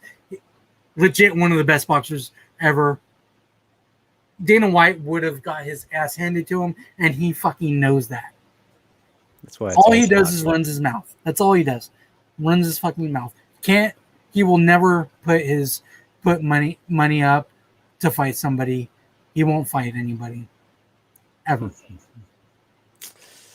All right. So John asks about the Kayla stuff at the beginning. Yes, we did address that, as Stamina pointed out. So yeah, kind of at the beginning, if I remember correctly, towards the beginning, obviously, as we're at kind of the midpoint of the show.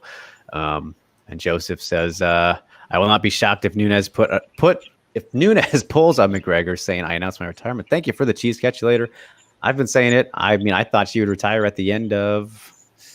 I don't remember when that was. Maybe last year. Yeah, but I think we're getting closer and closer to that.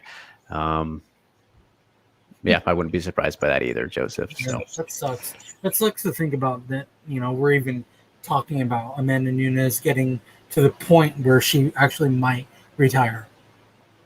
Yeah. It's done it all. But Jin asks, what's worse, Dern missing weight by 7 pounds in 2018, or the Silva versus boxing nonsense? Silva versus Ortiz boxing nonsense. Chuck says Dern missing weight. I mean, hey, at least she fixed it. She's come back from it. Silva and Ortiz is a bullshit boxing match. It's done just for numbers and for the hype. Yep. They don't give a fuck about combat sports. Triller doesn't give a shit about combat sports. No. Yeah, it's all about the money. Triller's a money machine. Look what they got going on. They have the versus thing, which is actually really, really entertaining, where they put hip hop versus hip hop rapper against hip hop rapper. I don't know if you guys have seen the versus. That's Triller's thing as well. It's actually really cool. Stamina, have you seen versus Stamina? Go says, LOL, Dern missing weight and reading Art of War, which is not to know thyself and thy opponent, but to eat all the pies and come 7 pounds overweight. Joseph says, Reagan Nunes will be a future champion. P.S. Paul versus Askren is like watching a strip club. Oh my God, Joseph's bringing the entertainment tonight. Yeah, he is. Stamina says Amanda's fights are easy enough for her not to actually retire. She can just show up for even more of the aforementioned cheese. She'll likely not find another earner that's quite so easy. Very possible too, but I mean, I think Misha and Amisha rematch and Aldana are pretty interesting. So Pena is definitely the easiest. That's everybody that she will get. Yeah, and if Vlad can develop some striking to a decent enough level, then that could be something. But because her wrestling is pretty good. But then she even might get submitted because Nunes is very good on the ground, obviously. Yeah. Just tough. But anyway, let's roll on, you guys. Jeez, at the hour 38 mark, Twitter mailbag has been wrapped up for a bit now, just kind of shooting the breeze as we do. I mean, we have a light news load anyway, so let's get into that, Steve. Some very interesting and kind of fun bits, at least the first two, which are revolving around the same event, which this event is going to be awesome. But we'll kick it off here with the one and only, the greatest grandma of all time, Miyu Yamamoto, is making her kickboxing debut, Steve, at Deep Jules 34 against Saki Nakamura. I can't wait. Like, what is she doing? I love it. Belated happy birthday to Miyu as well. Her birthday was last week, I think. 47 now, so incredible. She is a true anomaly. Yeah, insane. But yeah, competing in kickboxing here. I don't know what weight this is at. Maybe Chuck would know. He's very in that Deep Jewels loop. So shout out to Chuck. But yeah, interested to see Miyu do this, who is obviously an incredible wrestler. That's what she's known for. But yeah, taking on all adventures. She's an amazing wrestler, and at her ripe ass age of 47 years old, going into kickboxing, She's like a fresh 47 though. Yeah, dude, I love it. Like, what are you doing? When I saw this, I was like, "What are you doing?" But then I was like, "Fuck it." And I'm not familiar with Saki either, so I don't know how credentialed she is in kickboxing and all that. But honestly, if you want to. Miyu wants to continue to grow as an MMA fighter, then why not kind of hone your kickboxing skills in straight up kickboxing? So cool of her to get to do this. Jimmy, she's literally a wrestler. Yes, she went for the takedown. She went for the shoot. Yeah, she's literally a wrestler. So this is why I'm like super intrigued by it. I mean, I don't want to see her get knocked out, obviously, but holy shit. Yeah. So definitely good fun here. And what is up, Kevin? Kevin is here. He says, "What's up, boys?" Hello, Kevin. Hello, Kevin. Good to see you again, sir. And he asked for our thoughts on Pam Bam's performance, which, Kevin, we did address at the beginning of the show. We got the recaps to kick it off, Bellator 264. Can hear us talk all about that for, I believe, the first 10 minutes or so. But yeah, solid debut. Good fight. Knew it would be tough. It was definitely a trap matchup, as we predicted. I called the split decision exactly in the preview last week. Pam got the win, though. I'm curious to see what's next for her. So you can hear all the rest of our thoughts. Go back afterward. Everybody's asking, isn't she a grappler? Yeah, that's what's so great about this. Like, what are you doing? Again, what are you doing, Grandma? But there she is. What are you doing, Grandma? She's living her best fucking grandma life, I guess. I don't know. Oh, man. But Chuck says, according to the Deep Jewels website, her dad is a longtime fan of Miyu from her wrestling days. I'm assuming you mean Saki's dad? Saki's dad. Okay. I mean, interesting. So interesting. Yeah, exactly. So is Saki a fighter then? Like, I'm curious. Does she fought before? Because if not, then that's or she just fucking a girl with a dad who likes no disrespect to her if she is, very legit. But yeah. Chuck says it's not the same Miyu Yamamoto. It's a girl named for her. Now I'm confused. Now I'm confused. There's literally a picture of her. Yeah, unless Asian MMA got their reporting wrong here, which ouch if true, but hey, we're already talking about it. I guess I could message Miyu as well to get to the bottom of this. So maybe I'll do that. But John says, either of you guys considering going to Fight Island this or early next year? Man, it would be a dream, Jake. Yeah, that would be very cool, John. But unless SCMP sends me out, which I don't think they will because Nick is closer if he can get out. And JHK, of course, those guys are closer than if they wanted to send me. That's pretty much how that'll happen, but definitely not going otherwise. Yeah, it would be cool. Fucking dream, Drake. Like there's places where you want to go for fights. Go to Japan and see Ryzen. Oh yeah. That's at the top of both of our lists. Going to Abu Dhabi to cover a fight would be amazing. Yeah. But okay, so Chuck says that they screwed up, that's bad. That's not good. They literally put her picture up. Now I'm fucking sad. Now that you actually say this, Chuck, I do remember seeing. Oh, now you remember. Well, yeah, no, because I totally blanked on this because I trusted him. I trusted who was probably Goiter. I got to call you out, James Goiter. But there was the Deep Jewels fight poster, right, for Miyu Yamamoto with one U. Miyu with one U. I do remember this now.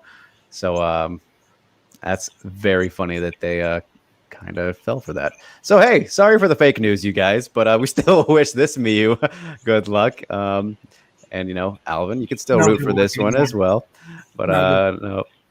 Yeah, because that was a bit of a head scratcher thing, right? As Kevin says, like women's version of Ben Askren. Yeah, I mean that's a great comparison if that was to happen. So now it's irrelevant. Well, so much for that. Fake news, you guys. Apologies. That's a first. They got me. We should hit them up, Chuck. Because we don't like that. If you don't, I will at some point. But no, nothing wrong with it, Alvin. But it's a different Miyu. So not the right one. They literally. So what happened was embarrassing. They put up the wrong picture and they thought maybe they thought it was the right grandma Miyu. Yeah, and still happy birthday to her, you guys. So if you want to go give her that love, but yeah, it's at least get to go to the U.S. events. John, I'm the U.S. SCMP guy pretty much, so probably won't be needed events here. So yes. So I'll just be missing a little stretch, but that's okay. A little break, but the travel is fun, of course. Fail well. Yeah. Jeremy must be the same dumb butts making the Bellator rankings. Oh, don't tell John that. Don't tell John. Oh, they will. They certainly will. Anyway. All right, moving on to real news, though. God damn it. We spend a lot of time on some fake shit. That was fucked up. I'm sorry, guys. Anyway, Karu Iono, Emi Tamimatsu, Sayaka. Drake, the fail whale. The current strawweight champ, Sayaka Izawa, and Mika Nagano, the pioneer herself, are going to compete in a tag team grappling match at Deep Jewels 34, just like the one that Ayaka was a part of with Tomo back before they had their fight last year, whenever that was. Yeah, that was last year, right? Or whenever the fuck that was. But so yeah, teams are not decided yet. They decide that on the night of. They do Rochambeau. Yeah, a little bit of Rochambeau right there. So yeah, this is good real news, obviously, and should be fun. These are all great grapplers, clearly. So yeah, should be a good time in the grappling department. Curious to see who ends up on whose team. Can't really go wrong. Izawa, obviously a nightmare if you guys are unfamiliar with her. She's like 22 years old and an absolute phenom. Going to be around for a while. Yeah, and then Iono still a good prospect as well. Tamimatsu, you got the two young guns a little bit in Iono and Izawa, and then Mika and Tamimatsu, who have been around for ages. And I haven't seen Mika in a good while. I don't know if she's been fighting too much, but so Jin asks, tag team, how does that work? So for how Deep Jewels does it, and Steve, you and I, we're familiar with Submission Underground, how they do it. But from what I remember from that Hamasaki Tomo tag team match and the other two that were involved, they kind of did it where it was like one-on-one, whereas Submission Underground does kind of you tag in and out while inside the cage. Yeah. I didn't end up watching that full match, from last year, but I think they kind of do it where it's like, all right, they say you're on a team, but it's not like you're in at the same time. I think I don't know enough. I'm sure Chuck could explain this, so I'm calling on him again. But James says, "How close is this to pro wrestling?" Not really. I mean, it's legit grappling, and yeah, as I said, similar-ish to Submission Underground. It's should be fun. Speaking of Submission Underground, did you watch the last one? I didn't. I missed yesterday's. I was out we at didn't talk about the beach. Chikishan and Jillian, and yeah, I don't even know what happened. I wasn't around, just like you. Yeah, I know that Jillian did win. I don't think she's submitted, but there you go, Stamina. That's your girl. As you know, Jillian got the win there over Chukagian. So how about that? Yeah, I think it was escape time. I'm not sure, but I'm not surprised by that at all because Chukagian really isn't a grappler.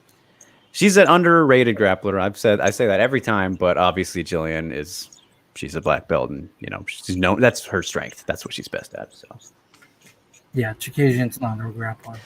Yeah, but Alvin says he's not familiar with this type of format, but wishing all the combatants good luck and success. Of course, man. I love it. But Jimmy asking, is Izawa a phenom like Kana? I absolutely believe so, man. If you got to watch her fights so far, especially that last one was a thing of beauty to win the title. She's shown to have some serious killer instinct in the technique that she's showing off at this young of an age and early on in her career is pretty scary. So it does remind me of Kana a little bit in that regard. I think she's very legit and should be around for a good while. And if you want to actually see, I posted the finish of multiple of the stuff from Deep Jewels 33 when she won the title, along with Oshima and others. If you do, search my name, my Twitter handle, and then hashtag Deep Jewels 33, it should come up. But if you want to go see that, Jimmy, and I should probably post a link for you, but kind of busy here, man. So it's good stuff, though. Izawa is the real deal, I think. And Stamina making a correction here says Jillian is no filter MMA's girl, fellas. He rides for her to the fullest. Bless him. Smiley face. All right, now we know. Oh, you like Kayla Racho? You're a K-Rod guy. That's right. I got him mixed up. So Stamina. You never answered about versus. That is true. You missed that. All right, you guys. So final bit of news for the day, and it's not a lot of news. It's a reconfirmation, and it's a bit annoying. It's a bit fucking annoying. So here we are, Steve. So Drake, we've talked about this like 10 times now. Right. I feel like, right? And we've even had all of this before. Yep. Right? Literally, we had all this, except the alternate bouts down here as well, and we didn't know about Anissa Mexen, which is phenomenal. I mean, she's great kickboxing. She's amazing.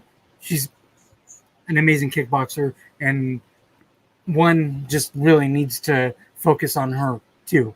Just saying that they really do need to focus on Anissa Mexen. But I mean, here we go with Ritu. She's there. She's back. And she literally lost to B. Yep. Lost to before B. all of this. Lost to B. She comes out. In goes. First of all, in goes Julie Mezerbaba, who, as you can see right there, is now taking on Mei Yamaguchi. Good to see Mei involved in some way here. But then Julie comes out for... Yes, yeah. Julie comes out for who knows why. In goes Grace Cleveland again for who knows why. This is against Meng Bo. Keep up if you can keep up with all the nonsense. And then for another unexplained reason, which I'm very excited to hear about when I can. Ritu comes back in.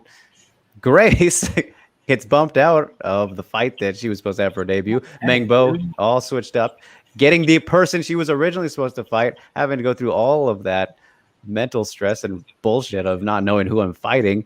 And Grace, on the other hand, now she doesn't even know who she's fucking fighting. We're weeks away, Steve. She's fighting B or Jenna Lynn Olsen. We don't know yet, but I guess we could assume that maybe that fight has happened. You never know with one. Maybe it's already happened and they're just not saying, but this has just been such a mess. This has been a nightmare. Oh, man. And good night, John, real quick. He says he's got to head to sleep. It's 4:30. So thanks so much for tuning in, man. Great to see you here. But yeah. Good night, John. Yeah, so it drives me nuts, man. It's just for no reasons. This is bad. Like it's like it's like it's where we started with. You didn't have to go through any of this bullshit. Yeah. There's been like mountains and valleys with this thing. It's just it keeps changing, and I'm not sure that it's not going to change again. Exactly. You really don't know at this point. And I am very excited. I'll let you guys in on secret right now, as I generally hate to do this, but I am going to talk to Meng Bo on Thursday, I believe it is. So I am very curious to hear what she's going to say. And if you guys do have any questions, we'll do it like Kana. If you have any specific questions for Meng Bo, who really deserves some love, I think, right now, for all the nonsense she's had to put up with, please send it my way. But yeah, very curious to hear how she's felt about all this nonsense, because she's got a bit of a personality and she's not afraid to say what's on her mind. So especially when it comes to her fellow fighters and all that. So it should be interesting. But yeah, here we are again with the fight that we started with. Still think she'll win, as we've seen what Ritu's had to go through since. But she did look good, obviously, against Lynn. I don't know. I'm trying not to get too excited, because surely something will change, as you said, Steve. There will be some. We just need to get this over with. This show needs to happen already. Yeah, I mean, I'm with you. We want to see the tournament. Everybody is hyped about the tournament. We all want to see it, right? Everybody's in on it. Just don't change it anymore. Just let it be. Just let it be. And then, like I said, there's an Mexican, there's Buntan. Like, there's fights that are really, really good on this card, that are going to be really fun on this card. Just let this, what you have here, let it be this. And then at the very top of the card page, there's a strawweight championship fight. Panda. Just let this be. Let this card be it. No more changing. No more. No more. Please, one. No more. Gosh, it's just, yeah. I expect a very fired up Meng Bo going into this fight.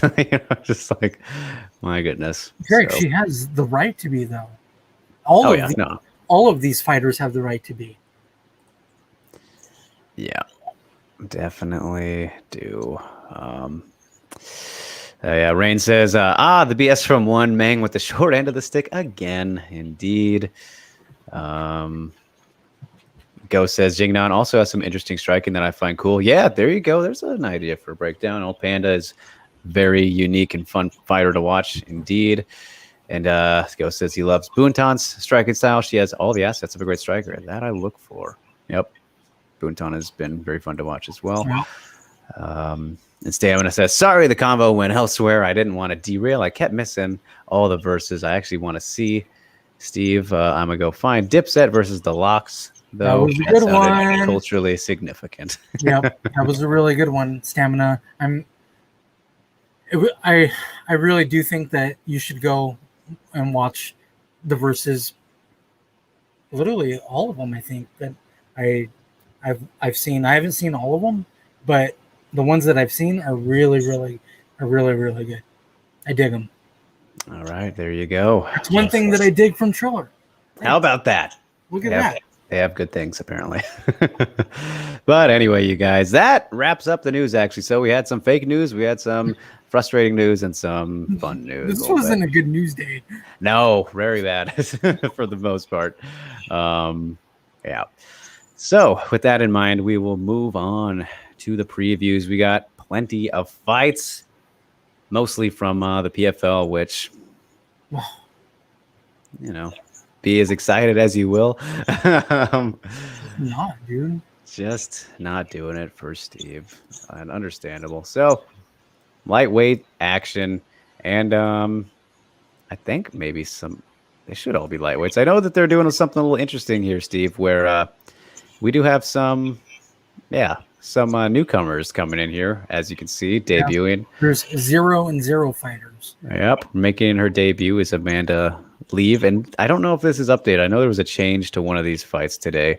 I think it was that one. It might have been this one.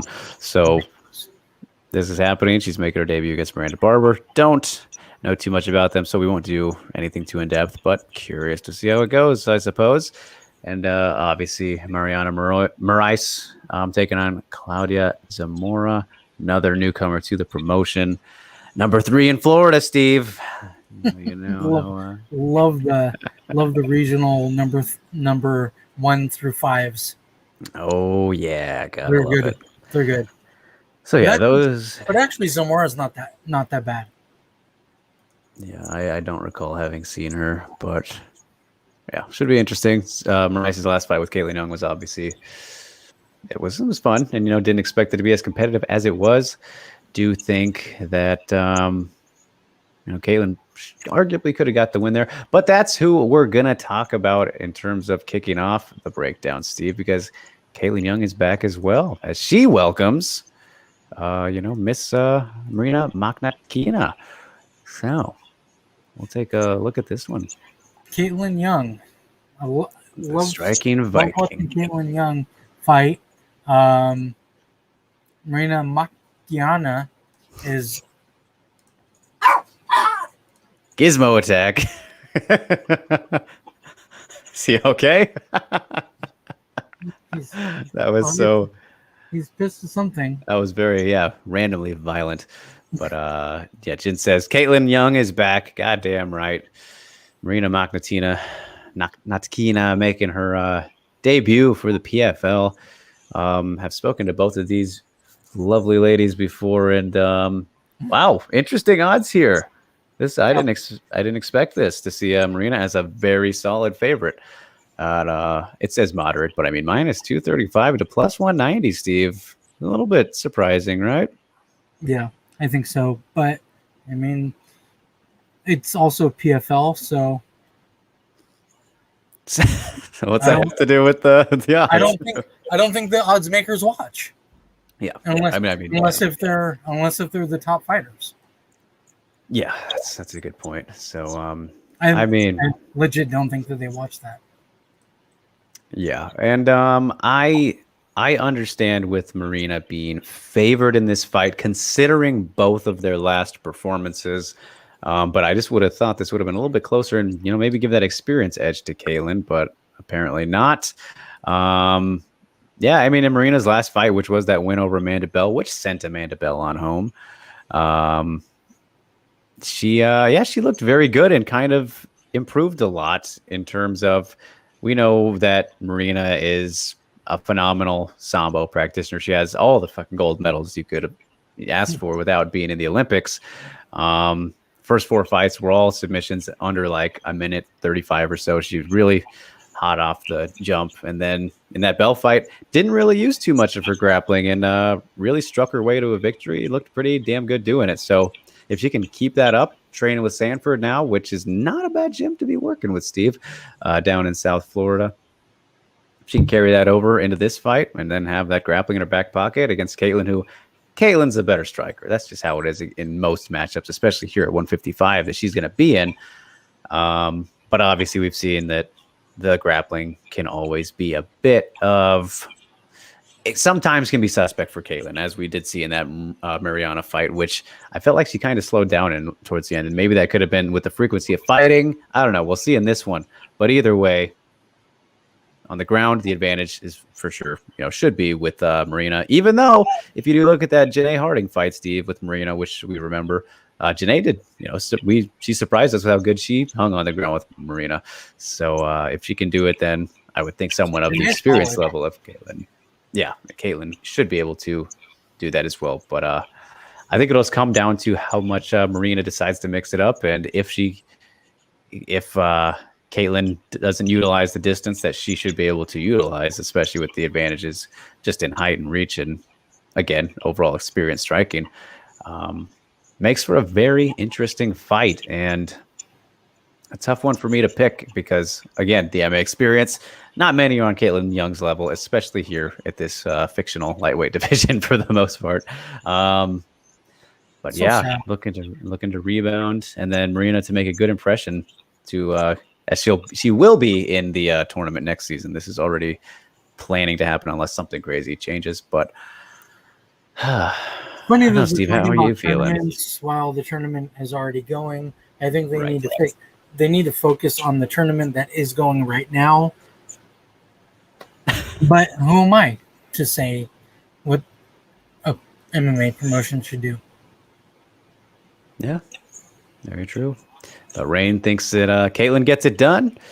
Jin says he's just watching for Caitlin Young. How do you feeling about this, Steve? I mean, I lean Caitlin Young as well, but Marina is, of course, very tough on the ground, as Drake said, and she's got that sambo. So I don't know if Caitlin Young can hang once she's going to take it to the ground. She's going to get taken to the ground, I should say. I think that the thing about this fight will be, and we've seen this countless times, Steve. As I mentioned, the bell performance from Marina, we've seen it where these phenomenal grapplers fall in love with their striking improvements.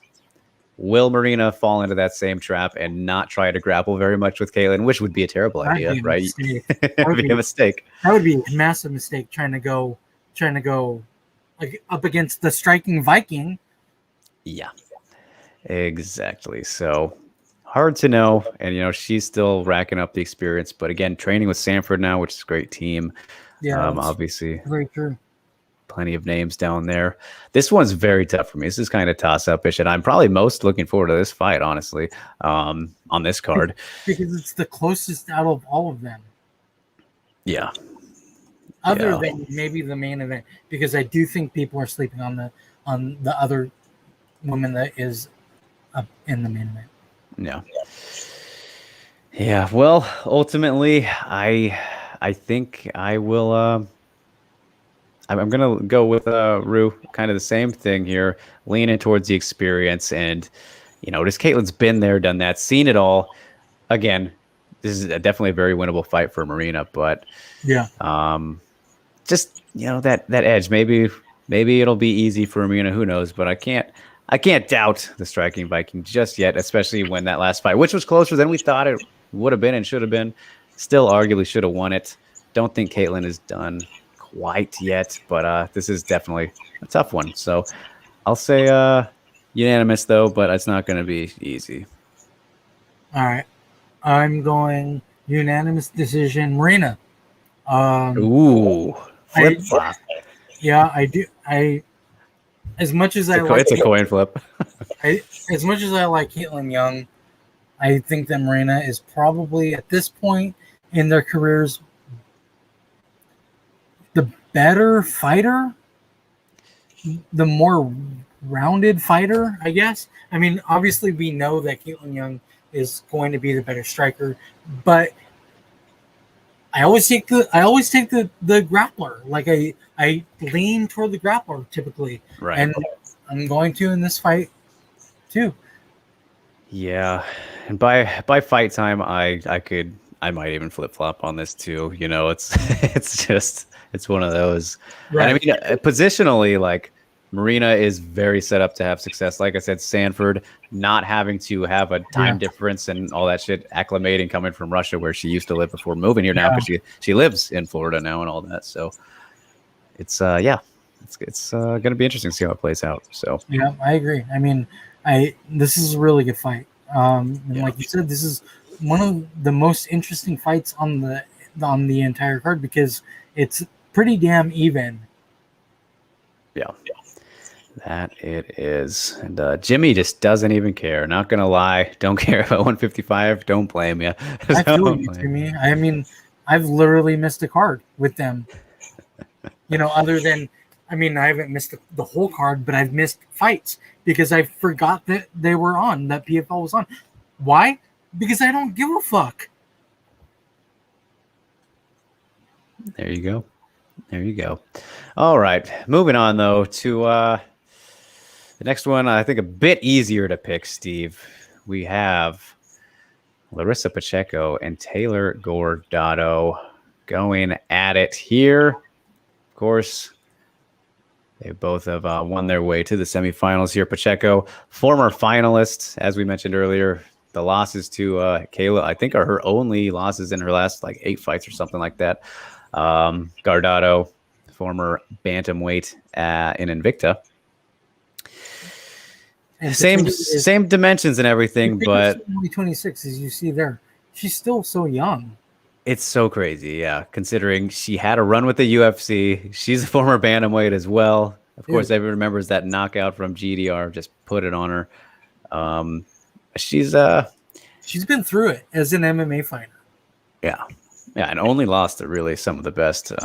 Andrade, you name it. And still, yeah, just 26. It's very crazy to think about her It's being wild, that young man. still. And she's looked like a fucking destroyer this year, actually. You look at that Helena win, that knockout was just filthy a couple months, damn near a fucking month ago. Right, Steve? That one was ridiculous. Yeah. The Pajic one obviously obliterated her. No surprise there, but that was like 50 seconds. Doing everything she's supposed to do. And here against Guardado is going to have nothing on the feet for her. As we've seen in Soul Tournament, Guardado utilized her wrestling all the way to get here, which, I don't know, Vin. Like I'm with you. Like, what the fuck kind of matchmaking is this? He asks. This is the PFL. tournament. This is PFL tournament matchmaking. Like it doesn't add up. It doesn't. It's not good. So, yeah. Clearly experience in her favor, as we mentioned, all Terrible. the opponents. Terrible. Guardado's best hope here is to really, boring, ride it out, maybe catch a submission, but that's not happening. The odds should be a little bit bigger here, and I think that's what Rue is getting at. Why is Guardado a moderate underdog? Again, it shows that these people do not watch. The odds makers do not watch these fights, much like me, and apparently all of you. Centro says this is going to be a massacre. Yeah, I think it should. Terrible. Look pretty similar to Pacheco's last two fights. Literally, her last two fights, she's won by knockout, by vicious ass knockouts. Violence. This is going to be a third one, guys. This is going to be a third one. I don't think it'll be as pretty. How this fight is going to go, and I will be pretty surprised if it does not go this way, is Guardado is going to go in for the shot. Going to get stuffed. She's going to get pounded out. Whether it's the first takedown, the second, you name it, this fight will end via ground and pound from Pacheco defending and then raining hellfire down upon her, because she clearly hits very hard now at 155 and is just an overall better fighter, more experience, you name it. I would be shocked if she does not win in that specific way. So, Steve, I'm going to say first round TKO again. Crazy. Like, how can you not go with the first round TKO when she keeps on doing it, right? And she's only losing to really, really good fighters. Literally only Kayla in the PFL. In the PFL, right. And in general, yeah. Yeah. So, yeah, it's going to happen again. How it happens, I'm not sure. But I think Pacheco probably wins, like Drake, some ground and pound. It's not going to be pretty though, man. Like, it's not going to be a good fight for Taylor. It sucks to say that because she's such a sweetheart. Yeah, and a very solid prospect too. Like, don't get us wrong, but not in the right division. She's a bantamweight. She's literally a bantamweight, right? Goodness. But I mean, I'm sure that we'll see her back in Invicta too. Weights. Yeah, pretty much, which is absurd in its own right. But yeah, either way, Pacheco has definitely fit right into 155 a lot more than most, obviously, judging by the success she's had. So yeah, that's that one. James says, what's exciting about the PFL is the in-cage analytics for the fight. And I know, like I'm typically negative when it comes to the PFL because I don't care for their matchmaking and shit. But they have been giving good fights. Like last week was really good. Last week's card was really solid. There were a lot of really good fights on that card. But when it comes to the 155 women's division, I didn't give a fuck about it, man.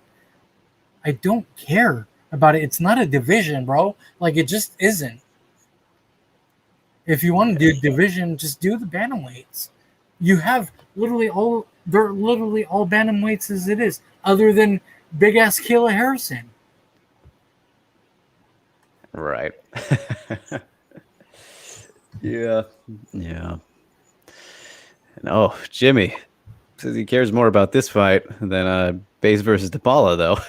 Had to throw it out there, didn't you? Get your shots in, or maybe saying it less. I can't tell what he meant there, but either way, we're both on the Pacheco train, as everyone should in this case. Yep, that one seems pretty obvious how it'll go. But Steve, I do think that if you're going to talk about 155ers, Jenna Fabian is actually also a legit 150. Or I mean, not legit, but she's close. 45 or She's 45. Close. Closer than everybody else. Yes, one of the bigger competitors, much more fit for the division. Yeah, of course, could be fine at featherweight as well, and I'm sure that's where I don't remember if we could look here if her other fights were there. But this is the main event, Steve.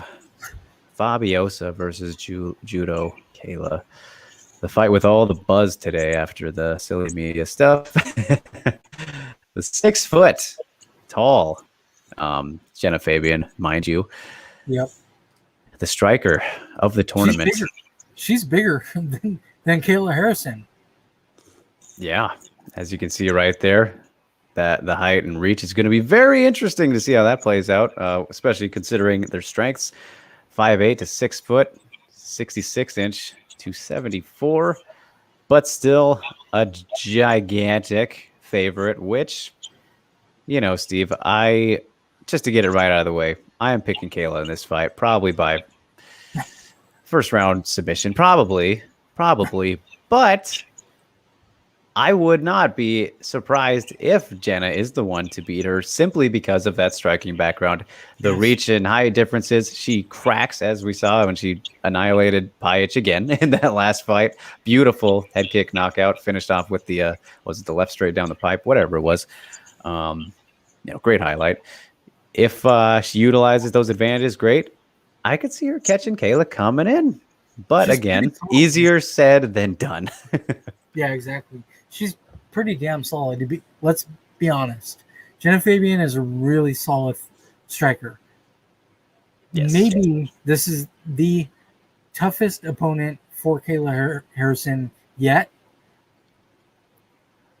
Well, I mean, I don't know. I don't know about that, right? Because earlier said Cindy and Pacheco, especially in terms of experience. Right. But in terms of danger factor, this might be the most dangerous, right? I don't know if I'd say the toughest test necessarily for. I think that Pacheco, a third fight with Pacheco, if they were to fight for a third time, when they fight, I think that would be the toughest fight for Kayla Harrison yet.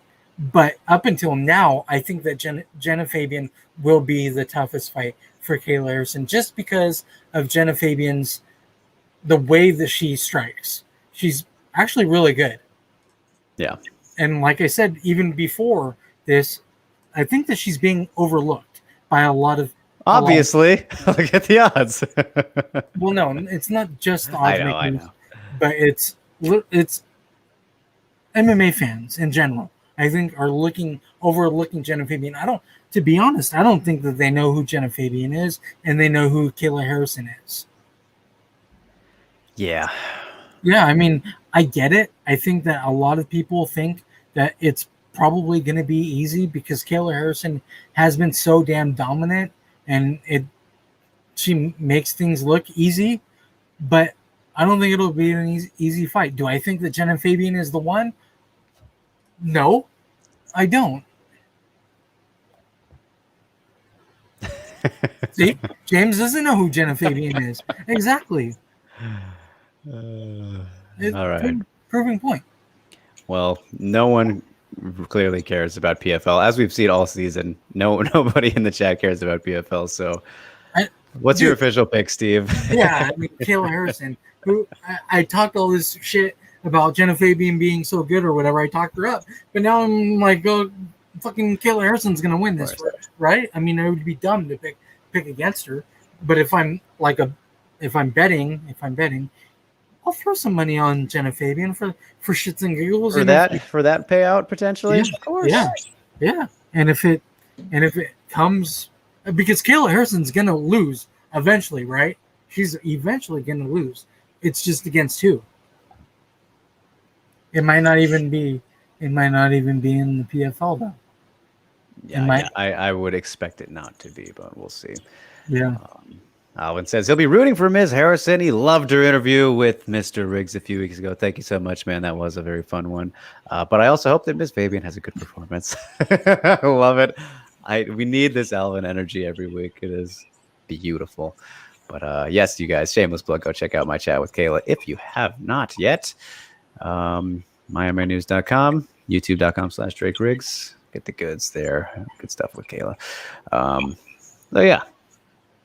And Alvin says he cares. These fighters put a lot on the line, and we need to celebrate their hard work.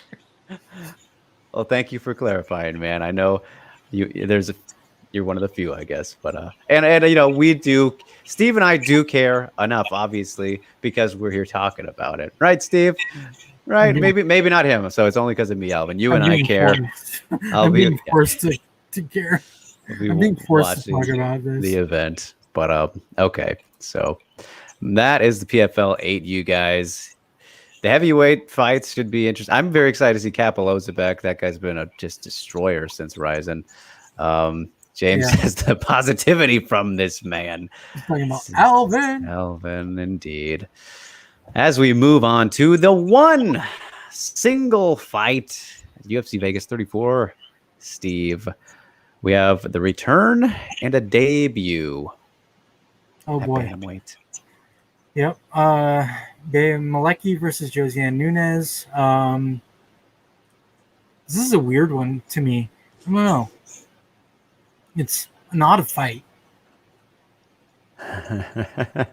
Stay with us. PFL equals positivity from listeners. It's not a fight, Steve says. Nunes versus Malecki. Yeah, I mean, weird path to get here because if you remember, Bad News Barbie was supposed to take on Norma Dumont months ago. She had to pull out for, I don't think, reasons we ever found out about. Yeah, Nunes was supposed to take on Zara Farn, and then did Farn miss weight, or was that I think that was what happened. That got canceled like fight day, didn't it? Something weird. I could be wrong. Either way, Farn didn't make it to the fight. We haven't seen her since. Now combine the mix and mash here, and we get them going against each other, which should look pretty hilarious, Steve, because you got 5'9" versus 5'2" at bantamweight. Crazy, man. It's just wild. And then Bea is favored despite the experience difference. And I mean, in terms of level of competition, she hasn't fought a whole lot, obviously, but the people that she has fought, maybe a little bit more notable than the Brazilian regional scene that Nunes has been taking on. Who are those people? Yeah, we have an 0-6 right here. It's just how it is. So Nunes, though, from what I have seen, a fairly fun striker. But again, look at who she's fighting. Still a lot to learn. And Malecki, very excited to see her back. That Veronica Macedo fight the last time out was pretty wild.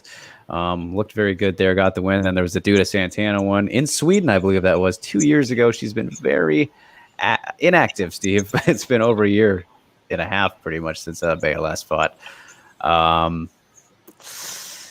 Yeah, I think the safe bet here is Bea, all things considered. But again, Nunes could surprise us, I guess, and she's going to be exposed to a lot of people for the very first time, clearly. Go says Josiane Nunes, is she the lady that likes to spam right hands with no feints or setups? Sounds about right, my man, from what I remember, the footage I looked at. Don't think that's going to quite work on a tall, rangy, pretty powerful striker in she's short as shit. Yeah. And then this was bigger than her. Very possible. But then at the same time, you look back at that Veronica Macedo fight, which was a weird one to be made at the time. You remember, Steve, because that was a flyweight moving up, taking on Malecki, who used to be a featherweight for the Ultimate Fighter. Very strange matchup to make at the time. Ended up being very fun. And Macedo had a very good kind of in-fight comeback in that last round and was able to land a lot despite her size difference. So maybe Nunes could do the same. But again, not sure Nunes is as good as Macedo just yet. We have yet to find out. And Malecki obviously still very green in her own right and very inactive. So who knows if that could play a part. But bad matchmaking, Drake. I think it's fine, Steve. I mean, you look at where they're coming from. 2-0 Bea. Okay. And then Nunes, who's taken on virtually nobody. Yeah. I think that's the problem that I have with it is we don't know Nunes. Like, she's just not known at all. And she hasn't fought anybody. Straight out the regionals in Brazil. Straight out. She is. I mean, can she win this fight? I guess. I don't know. But do I think she will? Probably not. I see a boring fight, to be honest. Wow. I don't know. Malecki fights aren't too bad. It's also weird, the matchmaking. I think you're right in terms of it's like I said, it's a weird one. You know, before we even started talking, I was like, it's just weird. And maybe that's what, you know, my negativity toward it is. I'm really negative. I really got negative once we started talking about the fights, didn't I? Oh yeah. Not a good week for you. Yeah, like my whole demeanor has changed since we started talking about the actual fights that are going to happen this week. But I'm just not feeling it, man. I'm just not, dude. And like Ghost says here, I hate a fighter with style like that. It just makes the fight boring, and that's what I'm feeling is going to happen in this fight. Hopefully, they prove us wrong, or me wrong, and Ghost wrong. Well, Stamina also says, hell no.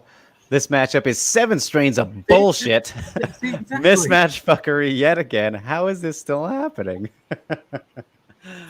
It's funny, though, to me. What I was getting at, Steve, was like they matched her with Farron first, who Farron is like the same size, if not a little bit taller and bigger than Bea. Yeah. It's like, what are you guys doing to this fighter who probably shouldn't be jumping right at the UFC just yet. Like, maybe, I don't know. I know it's hard to find promotions, but Nunes going to Invicta probably would have been perfect step right now. Maybe she'll prove us wrong here, but again, Bea is still very green. It is interesting. And I think it should be fairly fun because of Bea specifically. I think she's in fun fights. I expect her to win. Better level of competition that she's fought despite the inexperience, and obviously not a lot of experience in fighting higher level competition despite the 8 fights that Nunes has. But I think we could see another maybe ground and pound finish or submission for Bea. I think she'll get the finish though, and won't be too rusty. I'm just going off of pretty much based off her advantages and the level of competition. So I'm going to say second round submission. I think that's the only thing that we can do for this fight is go off of what we've seen, and we've seen much more from Bea. Again, can Nunes win the fight? She can, I guess. I mean, it's a fight, right? That's why right. But what we've seen from Bea is a hell of a lot more, and she's going to be so much taller and so much lengthier. She's got to use that for her advantage. She has to. And James asking, I never paid attention to Bea Malecki. Any good? Stamina right away says nope. But here's the thing. It's true. Like but Drake, Stamina is right. Like she's not that good. She really isn't that good. It's just that this fight isn't good, man. Okay, I'm devil's advocate today, but I mean, maybe not yet, James. I think that she has some good potential, just from what we've seen. But there's still a lot to learn. Like I said, 2-0 as a professional, it's still very early on for her. I've liked what I've seen. Again, not the best, clearly, and did struggle down the stretch against Macedo. But yeah, I think there is potential with Bea, with the size and the power, and just we'll see how she looks. It's been a while since she's fought. Yeah. Jimmy asks, 5'2" bantamweight, how does that work? Just on Josh. She's 4 women. She's like barely 5 foot. Yeah. Yeah. So we'll see. But all right, Steve, your official pick is. Yes, I'm going Bay Malaki by decision. All right. Okay. He doesn't care. The man does not even care. So that's the UFC and PFL this week, you guys. Plenty of fun for some people, and for others, not so much. Stamina says, why is watching fighters learn in the UFC even a thing? There are enough organizations out there. Come on. I agree. And that's what I was getting at with Nunes. I don't know, man. I don't know. It's interesting how they operate with some of these things. But, yeah. So what we didn't talk about, and I just want to throw it out there because it is women's fights, right? What we talked about. Combate Global did a straw. You got a question about this, actually. Oh. Yeah. So Where? I must have missed it. I don't remember where it was, but somebody asked about this. Okay. So Combate Global did a women's strawweight tournament, right? Yasmin Hadigi ended up winning the tournament. Very good prospect. She has now called out Super Melly Martinez, which is fair. She won the tournament. Call it the champion, right? Yeah. Somebody's got to do it. Yeah. And I didn't get to see the fights, but Yasmin looked shredded out there. Good. Really good. Yeah, I got to get Melly back. And that seems like a no-brainer, though, winning the tournament. And then, I mean, they have to. Obviously. Why Combate didn't bring Melly in there, to go face-to-face against, I don't know what's going on with Melissa Martinez. I have no clue what the deal is with her. No idea. But what they probably should have done was brought her into the cage to face off against the winner, like what we see other promotions do, because that works and that brings in hype, right? Yeah, but definitely interesting stuff going on there. I was more interested in that than I am these PFL and fucking UFC fights. Well, Steve, there is actually one other bit of news too that I did leave out just because it was kind of, I wasn't sure, but I think we should mention it here as it will definitely not affect the rankings. But I'm sure that you saw, apparently, Yana Kunitskaya is legitimately pregnant this time. Oh. But the interesting thing about that is the fact that she just got TKO'd by Irene a month ago. So if science is correct, or however the female body works, wouldn't she have been pregnant during the fight? Like there might be a very big problem here for the UFC, right? Or the commission to allow, and if she wasn't just pushing her stomach out or anything like that. But if you've seen the picture, that could be problematic. It could be. I mean, but they did troll us the first time on April Fool's Day. We've seen the April Fool's joke. Yep, we've seen it, and But MMA Fighting confirmed though that apparently the pregnancy is legit. It's just the timing here could be interesting. So, yeah. Well, I mentioned the rankings, James, because as we've seen, pregnancies will keep you in the rankings for your entire time. Nina Nunes, Lena Landsberg, Sarah McMahon. I think they ended up taking her out right when she had the baby, when she was coming back. There was an announcement of a fight. Yeah, silly UFC, shit. But UFC rankings fuckery at it again. Oh yeah. But all right, we'll leave it there, I guess, because at that sweet 2-hour, 30-minute mark. So I guess there's a couple of things that we need to keep our spectacles on. That's Yana Kunitskaya and now Kat Zingano. Yep.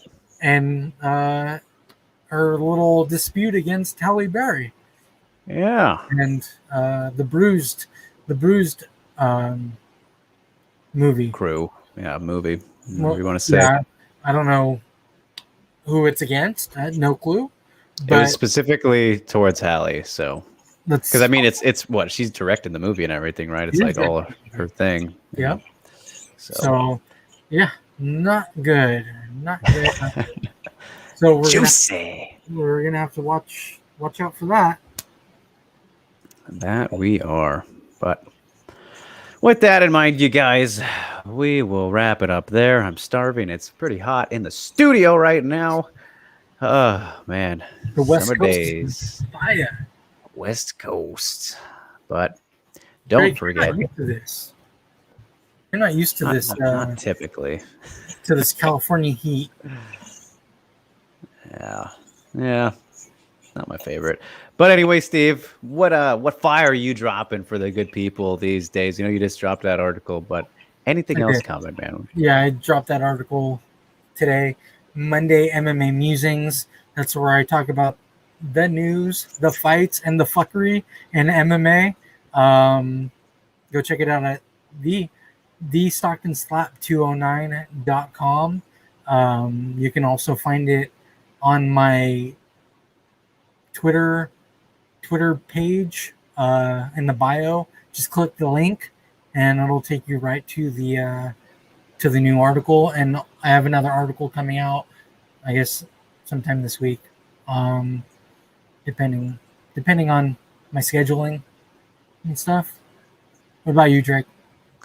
Right on. Yeah. So I have a bunch out from last week. Spoke to Randa Marcos, spoke to Diego Lopez, the mastermind behind the grappling at the Lobo Gym. Yeah. Also spoke to Norma Dumont, which I'd love to hear what you guys think about that. Steve, I don't know if you got to check it out, but yeah, Norma's very phenomenal. interesting. Very interesting position that she is kind of being put in now between featherweight and bantamweight. Kind of silly, in my opinion, but go check it out and form your own opinions. Very great chat with her. And thanks, of course, to Alexander for translating, as always, the man himself. He was in here earlier, probably asleep by now because it's late down there in Brazil. But yeah, those three are out now. And then this week, tomorrow, I'm planning to drop a little bit of the Tanya Evinger one, and Tanya is fucking awesome. So that was really fun. Look forward to that. And as I mentioned earlier, we'll have Meng Bo on the line on Thursday. So if you guys have any questions, feel free to throw them my way. Should be an interesting one. I expect some stat of that woman. So very much looking forward to that. And yeah, I think that is about it right now. Working on other stuff that is yet to be done, completed, all that kind of thing. You'll know when you know, but that's about it for me. So, Steve, let's send it on home. Yep. So, like I say every week, and I truly mean it from my black heart to you guys, Drake and I really do appreciate each and every one of you who comes on weekly, shows the show love. Without you guys, there is no Drake and I. We'd just be We'd be two dorks talking to each other about women's MMA, and that wouldn't be fun at all. So without you guys, there is no us. Ghost Phantom, as always, amazing stuff. I'll be hitting you up in the DMs. Yusuf, thank you for the questions. As always, Jimmy, James, the lovely mods, John, Joseph, all the J's are here today. Jen, did you get Jen? And Stamina, I was trying to look for another J, but I don't think there is one. Ro, Synchro Wing, Chuck at WMMA Scene Now, Mr. Beckham, Aaron was here. The other Aaron, my boy, Juicy Boy, Aaron Jackson was here earlier. Yusuf, of course. Alvin, and his positivity. Am I missing anybody? Oh, Kevin. Yep. Am I missing anybody else, Drake? And if I am, I'm sorry. I apologize. It's a lot of names. It's good that it gets good for us to be able to forget. That's a good thing. If there's so many. Yep. So without you guys, there is no us. Until next week, stay safe, stay sane, and stay healthy. Peace.